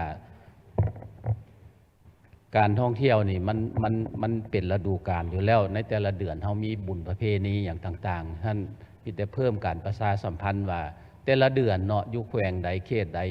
เนาะมีบุญหยังจังซี่เฮากับประชาสัมพันธ์ตัวนี้ก็สามารถกระตุ้นการท่องเที่ยวอยู่ภายในประเทศได้เนาะจุดที่2 เนื่องจากว่าเฮามาเบิ่งตัวเลขของนักท่องเที่ยวสากลเพิ่มขึ้น21%เนาะถือว่าเทียบใส่นักท่องเที่ยวภายในถือว่ายังน้อยเนาะมีแต่ฉะนั้นข้าพเจ้าคิดว่าควรจะสู่ซนเนาะเฮ็ดให้มันหลายขึ้นกว่านี้บ่เนาะมันมีหลายปัจจัยที่ว่าจะเฮ็ดให้นักท่องเที่ยวสากลเขามาอยู่ในประเทศเฮานี่น่ะหลักๆก็แม่นเรื่องความปลอดภัยเนาะเรื่องความปลอดภัยก็เจ้ากังวลหลายเรื่องความปลอดภัยก็มีหลายด้านตัวอย่างความปลอดภัยทางด้านชีวิตทรัพย์สินอันนี้ก็เป็นตัวหนึ่งที่ว่าสำคัญและอันที่สองก็เป็นเรื่องความปลอดภัยทางด้านสุขภาพซึ่งข้าพเจ้าจะเว้าต่อไปอีกว่าเขาควรจะเฮ็ดคือแนวใดและต่อกับความปลอดภัยดังกล่าวนี่พวกเขาควรจะเน้นหนักเนาะเฮ็ดให้ข้าเจ้าลดผ่อนความวิตกกังวลของพวกเขานี่ด้วยการให้ข้อมูลข่าวสารประชาสัมพันธ์ที่ว่ามีประสิทธิภาพมีประสิทธิผลสูงตัวนี้มีความสำคัญหลายท่านประธานและการให้ข้อมูลข่าวสารนี่ก็ให้ตั้งแต่พุ่นก่อนกับเจ้าสีมาสิเฮ็ดแนวใดระยะที่ว่าท่องเที่ยวอยู่ในประเทศเฮาควรจะเฮ็ดคือแนวใดแล้วหลังกลับไปประเทศของกับเจ้าสิเฮ็ดคือแนวใดเนาะตัวอย่างว่าเรื่องความปลอดภัยทางด้านสุขภาพก่อนกับเจ้าสีมาเนี่ยนะควรให้ข้อมูลข่าวสารกับเจ้าคือแนวใดครับเจ้ามีประสบการณ์หลายเกี่ยวข้องกับเรื่องนักท่องเที่ยวมาถามเรื่องปัญหาสุขภาพว่าเวลามาฮอดลาวเนี่ยนะหรือว่าก่อนสิมาเนี่ยนะควรสิซักวัคซีนอย่างใดควรสิเอายากินป้องกันอย่างใดมีหลายนักท่องเที่ยวที่ว่ามาลาวเฮาบ่ได้เข้าป่าเข้าดงมาอยู่ในตัวเมืองใหญ่ๆก็ยังกินยาป้องกันไข้ยุงอยู่ไข้ยุงตัวนี้มันไข้ยุงมาเรียท่านประธานที่ว่ามันมียากินป้องกันบ่เป็นไข้ยุงลายเนาะตัวนี้บ่เป็นไข้ยุงลายหรือว่าแดงกี้หั่นเนาะแล้วมันนี้ยาบางชนิดนั่นน่ะเนาะสำหองเวลากินแล้วมันก็เฮ็ดให้วินหัวปวดห้างบางกรณีก็ฟันให้บางทีก็เฮ็ดให้อยากฆ่าตัวตายก็มีตัวอย่างยาเมฟโลกินซึ่งเวลามาเที่ยวนี่บ่จำเป็นเนาะหลายเขตของสปป.ลาวของพวกเขาแม่นบ่มีละไข้มาลาเรียหรือไข้ยุงจังซี่นะนั้นการประชาสัมพันธ์เรื่องของเจ้าก็แม่นมีความสำคัญครับเจ้าคิดว่าทางแขนงการวัฒนธรรมท่องเที่ยวนี่ควรจะประสานกับทางสาธารณะเพื่อสมทบกันแล้วก็ให้ข้อมูลแก่นักท่องเที่ยวนี่ครับเจ้าว่ามีความสำคัญหลายเนาะที่บอนที่ว่าท่องเที่ยวล่อแหลมโดยเฉพาะแม่นติดพันกับเรื่องยาเนาะเรื่องเหล้าอย่างกันแล้วเนาะตัวนี้พวกเขาก็ควรจะเน้นนักให้กับเจ้านักท่องเที่ยวบางคนมาบ่แม่นมีจุดประสงค์มากินยาหรือว่ามาอย่างต่างๆดอกแต่ว่าบางทีอาจจะมีอุบัติเหตุบังเอิญไปพ่อมูลแล้วก็ถูกชักชวนไปดังนั้นการให้ข้อมูลข่าวสารเจ้าคิดว่ามีความสำคัญเพื่อเฮ็ดให้กับเจ้ามีความระมัดระวังป้องกันตนเองเนาะและจุดต่อไปอีกอันที่สำคัญอันหนึ่งก็คือเวลาให้ข้อมูลข่าวสารนี่ครับเจ้าคิดว่าเขาควรประชาสัมพันธ์ว่าสิ่งที่เจ้าควรเฮ็ดเนาะหรือว่าภาษาอังกฤษฮ้องว่าดูนะควรจะเฮ็ดอย่างใดและควรที่จะบ่เฮ็ดมีอย่างใดตัวนี้ที่เห็นอยู่ทางภาคส่วนเกี่ยวข้องกับควรจะเฮ็ดลายขึ้นกว่าเก่าเนาะและอีกจุดหนึ่งครับเจ้าอยากเสนอเรื่องอำนวยความสะดวกอันนี้ก็สำคัญหลายตั้งแต่พุ่นแหละยางก้าวขาลงยนต์ลงรถลงมาเนาะผ่านตำรวจกวดไม่ยิ้มเนาะการทักทายสบายดีอย่างขี้ไล่ก็ว่ามันทับเข้าสู่ปีท่องเที่ยวลาว2025ตัวอย่างสิเนาะอันนั้นก็เป็นคำเว้าหนึ่งที่ดึงดูดนักท่องเที่ยวได้เน้นเรื่องบ่นักท่องเที่ยวต่อหมอขาเข้าพ้นจนฮอดผูกให้บริการรถโดยสารโรงแรมห้านกินต่างๆเนี่ยครับเจ้าคิดว่าควรจะมีการอบรมให้แก่ข้าเจ้า มีทักษะในเรื่องการต้อนรับแขกคน อันสุดท้ายก็แม่นเน้นหนักอยากให้เน้นหนักเรื่องการเรื่องอนุรักษ์เนาะเพื่อเพิ่มระยะเวลาที่นักท่องเที่ยวอยู่ในประเทศลาวเฮาหลายขึ้น ขอมีคำเห็นแนวนั้นท่านประธาน ความขอบใจต่อท่านไม่ฟงไม่ทรายเนาะตัวแทนจากแขวงขมวนต่อไปนี้ขอเชิญท่านเลเบอร์บัวเป่าเขต7 สยามบุรีมีคำเห็น เรียนท่านประธานบรรดาสมาชิกสภาแห่งชาติบรรดาท่านรัฐมนตรีเมืองรัฐบาลข้าพเจ้าขออนุญาตมีคำเห็นโต้กับการรายงานของรัฐบาลเกี่ยวกับปีท่องเที่ยว 2024 และทิศทางแผนการในตัวหน้าโดยพื้นฐานก็เห็นดีตามการรายงานและคำเห็นของบรรดาสมาชิกสภาแห่งชาติขออนุญาตมีคำเห็นใน3จุดเปลี่ยนจุดที่1สำหรับแขนงท่องเที่ยวนี้พัวพันถึงหลายแขนงการซึ่งทางในความหมายเศรษฐกิจวัฒนธรรมสังคมการต่างประเทศศาสตร์ป้องกันความสงบพัวพันถึงทุกภาคส่วนดังนั้นแต่ว่าเป้าหมายรวมโดยรวมทีนี้ว่ามันมีหลายฮับในแง่เศรษฐกิจก็คือสิมันเศรษฐกิจแต่ว่าเป้าหมายย่อยลงไปก็จะพัวพันถึงสุขภาพต่างๆนานาประการดังนั้นอยู่ในนี้ครับเจ้าอยากเน้นใส่กลุ่มเศรษฐกิจโดยท่องเที่ยวมันนอนอยู่ในโครงประกอบเศรษฐกิจโดยเฉพาะในแขนงบริการและอันที่ก็คือพวกมักว่าส่งออกกับที่คือนักท่องเที่ยวมาซื้อเครื่องซื้อของอยู่ภายในประเทศพวกเราเอาเงินดอลลาร์มาจ่ายกับที่บ่ได้ส่งสินค้าไปในความหมายของส่งออกกับที่ก็เป็นแหล่งรายรับหนึ่งที่สำคัญอันนี้เป็นความหมายรวมและอันที่2มันโตกับผักสรุปถือว่าดีหลายนะครับเจ้าเห็นตัวเลขนี่น่าพอใจที่สุดในแง่เศรษฐกิจคือนักท่องเที่ยวภายในนี้เพิ่มขึ้น111%เมื่อเทียบกับการเศรษฐกิจจะเป็นแขนงที่เติบโตสูงที่สุดกสิกรรมมีแต่ 3% กว่าอุตสาหกรรมมีแต่ 4% กว่าคือการค้าก็มีแต่ 4% กว่าท่องเที่ยวภายใน100 กว่า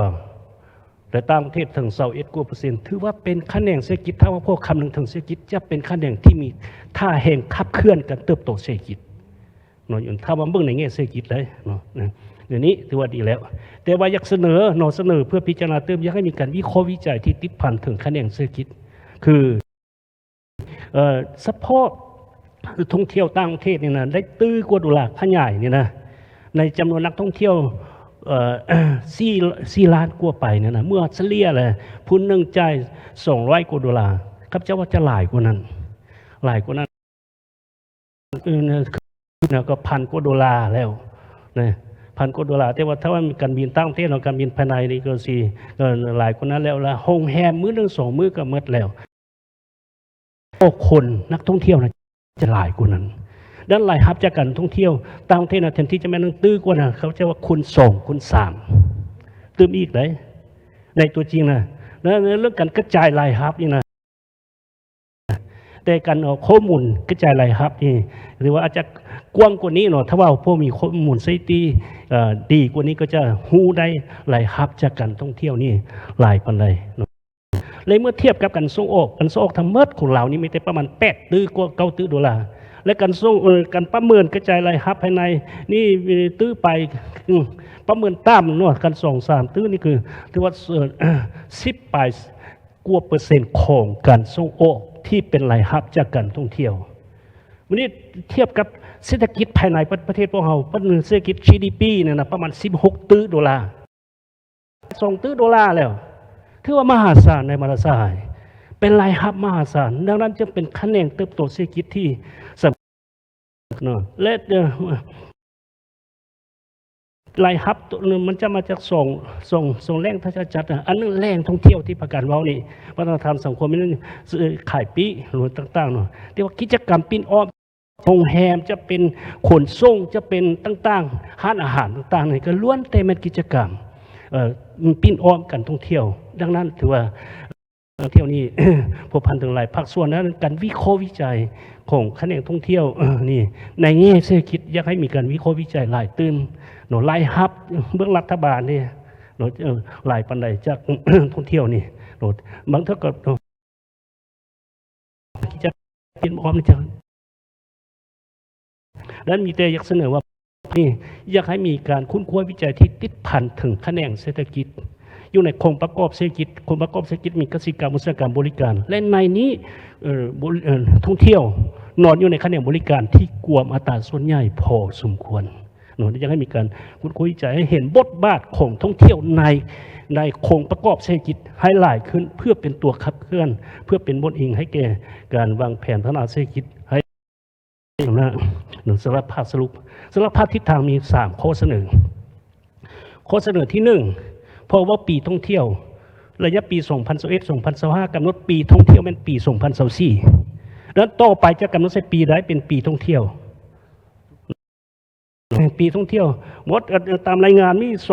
2021-2025 เป็นกำหนดปีตามเข้าใจนี่เลยปีท่องเที่ยวนะที่ก็ว่าปีท่องเที่ยวมัน 2024นะต่อไปว่าแต่ละปีบ่อันนี้ก็กำหนดมันชัดเจนอื่นว่าปีท่องเที่ยวนะหนูอยากเสนอนะหรือว่าท่องเที่ยวกับปีท่องเที่ยวอันที่2มันอยากให้กำหนดคาดหมายของไหนจะมีนักเพื่อเป็นบนเองให้แก่การพัฒนาพื้นฐานโครงสร้างเพื่อรองรับตัวอย่างบุญสร้างอยู่แขวงสัญญบุรีครับเจ้าได้ไปห่วมนี่ก็มีโรงแรมบ่สามารถรับได้ในระยะบุญตัวอย่างนั้นหรือว่าหลวงพ่อบางในระยะหลวงบางเวียงนี่ปีใหม่เรานี่โรงแรมรับบ่ได้รถยนต์เที่ยวยนต์ก็เต็มกำหนดคาดหมายของนักท่องเที่ยวแต่ละปีในตรงนั้นนี่ให้นั่นโรงแรมรับได้บ่รถรับได้บ่โดยอิงไส้ตัวนี้เพื่ออิงไส้คาดหมายการดึงดูดนี้เป็นบนอิงเพื่อกำหนดการพัฒนา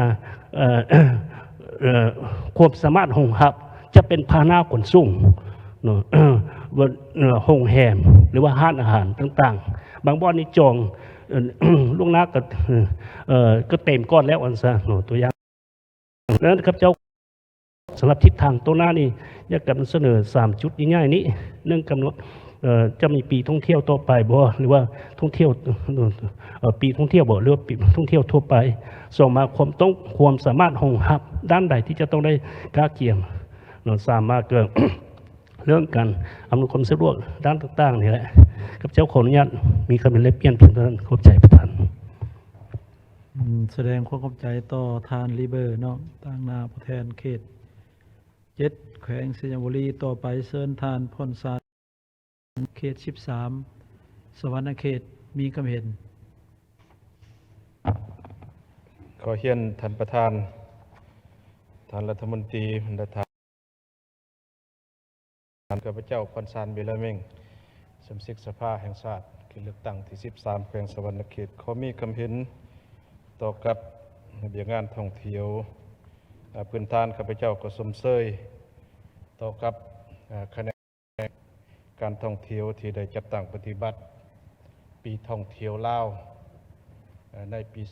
2024 เห็นว่ามีผลสำเร็จหลายด้านที่น่าพึงพอใจถ้าเทียบใส่กับปี 2023 ก็เห็นลื่นจาก 2023 ซึ่งบรรดาทานสสก็ได้ยกขึ้นมาแล้วข้าพเจ้าก็เห็นดีเป็นเอกภาพอยากขอมีคำเห็นแหลกเปลี่ยนบางจุดในนี้เนาะต่อกับการดึงดูดเที่ยวนี่เบิ่งร่วมแล้วนี่การโฆษณาการขยายบรรดาประเทศมาท่องเที่ยวนี่ยักค่อนข้างยักมีข้อจำกัดหลายเสนอว่าเป็นไปได้บ่ต่อหน้านี่ขยายการโฆษณาการท่องเที่ยวนี่ไปสู่โครงเขตอื่นๆพวกเขาแล้วนี่ทำการสรุป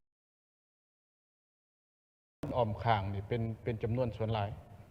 ส่วนนักท่องเที่ยวสากลการสรุปนี่ก็ได้แต่4 ล้านถ้าแห้งที่บ่มซ่อนที่พวกเขาถ้าพวกเขาขยายนี่คิดว่าเปิดกว้างนี่คิดว่าสิได้เพิ่มเติมโดยเฉพาะในแม่นโครงเขตที่มีความพร้อมและเป็นโครงเขตที่อุดมสมบูรณ์มีนักท่องเที่ยวที่ตายนี่ อยู่เขตตะเวนออกกลางนี่ก็น่าจะขยายเครือโฆษณาตืมแล้วก็เขตอาซีตะเวนออกนี่โดยเฉพาะแม่นบรรดาประเทศที่สถานนี่แหละใบชานบ่หรือว่าเขตนั้นต่อไปทางนั้นแม่นล้วนแต่มีท่าแห้งที่พวกเขาจะดึงดูเข้ามาพวกเขาที่ไปร่วมประชุมนำบรรดาประเทศต่างๆเนี่ยก็สนใจต่อกับท่องเที่ยวอยู่ลาวนี่แต่ว่าก็บ่ฮู้จัก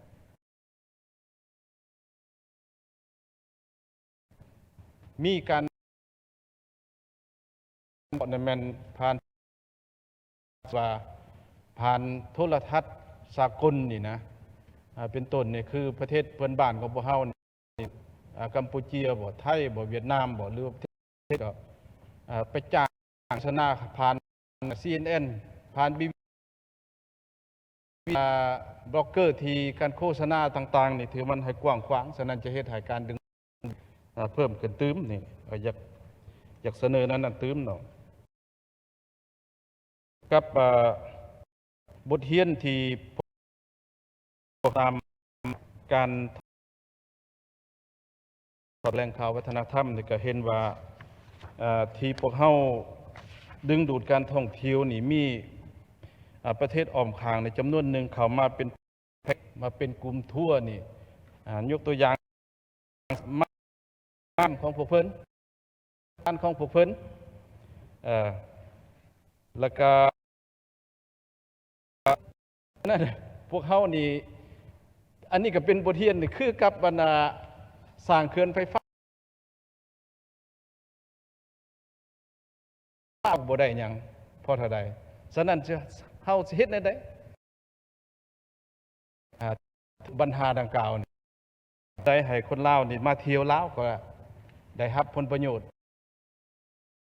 ได้รับ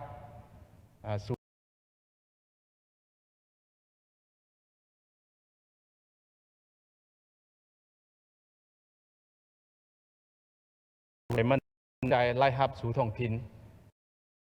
ตืมปัญหาหนึ่งอีกว่าถ้าแห้งกันเบื้องร่วมแล้วนี่ก็ยังมี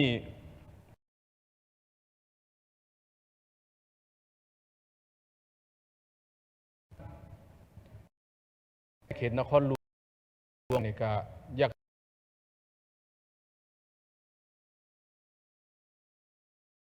เบิ่งหอแห่งชาติหรือหอพิพิธภัณฑ์อย่างต่างๆนี่ว่าไม่อยากการท่องเที่ยวปานใดข้าพเจ้าว่าตอนหน้านี้เที่ยวบ่เดี๋ยวนี้นี่อันนี้คือในแม่นหอพิพิธภัณฑ์มาทางงอนนี่อยู่นี่ก็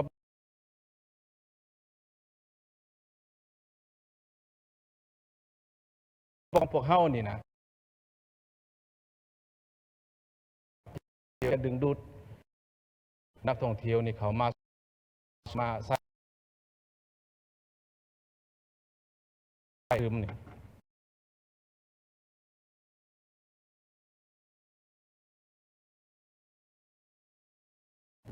จะไปยืนถ่ายรูปเพราะว่าเป็นลักษณ์ที่โดดเด่นเด้อันนี้นะข้าพเจ้าก็อยากเสนอว่าให้ค้นคว้าการหันบรรดาหอพิพิธภัณฑ์หรือว่าวัตถุประ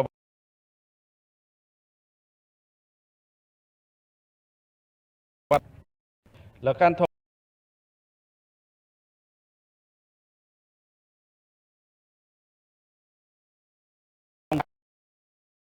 ลักมีฮิตข้องประเพณีการกินยูต่างๆนี่มันเป็นเอกลักษณ์ฉะนั้นก็อยากเสนอให้การท่องเที่ยวนี่ไป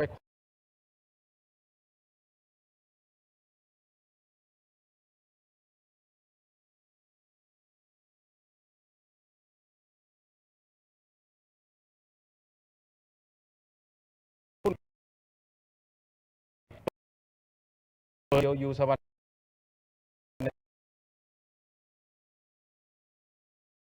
การไปท่องเที่ยว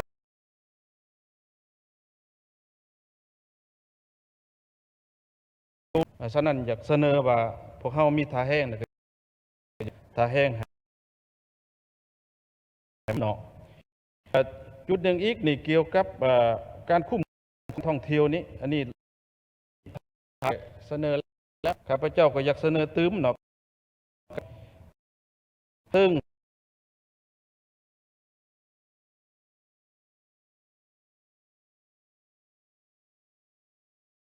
การหรือว่าปัญหาก็ต้องได้เอาใจใส่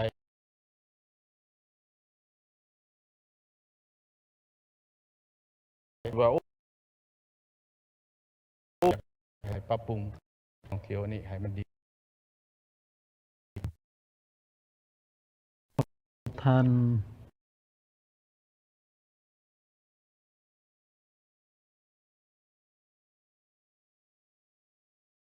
ต่อไปกับพระเฮาสืบต่อมีคำเห็นเนาะต่อ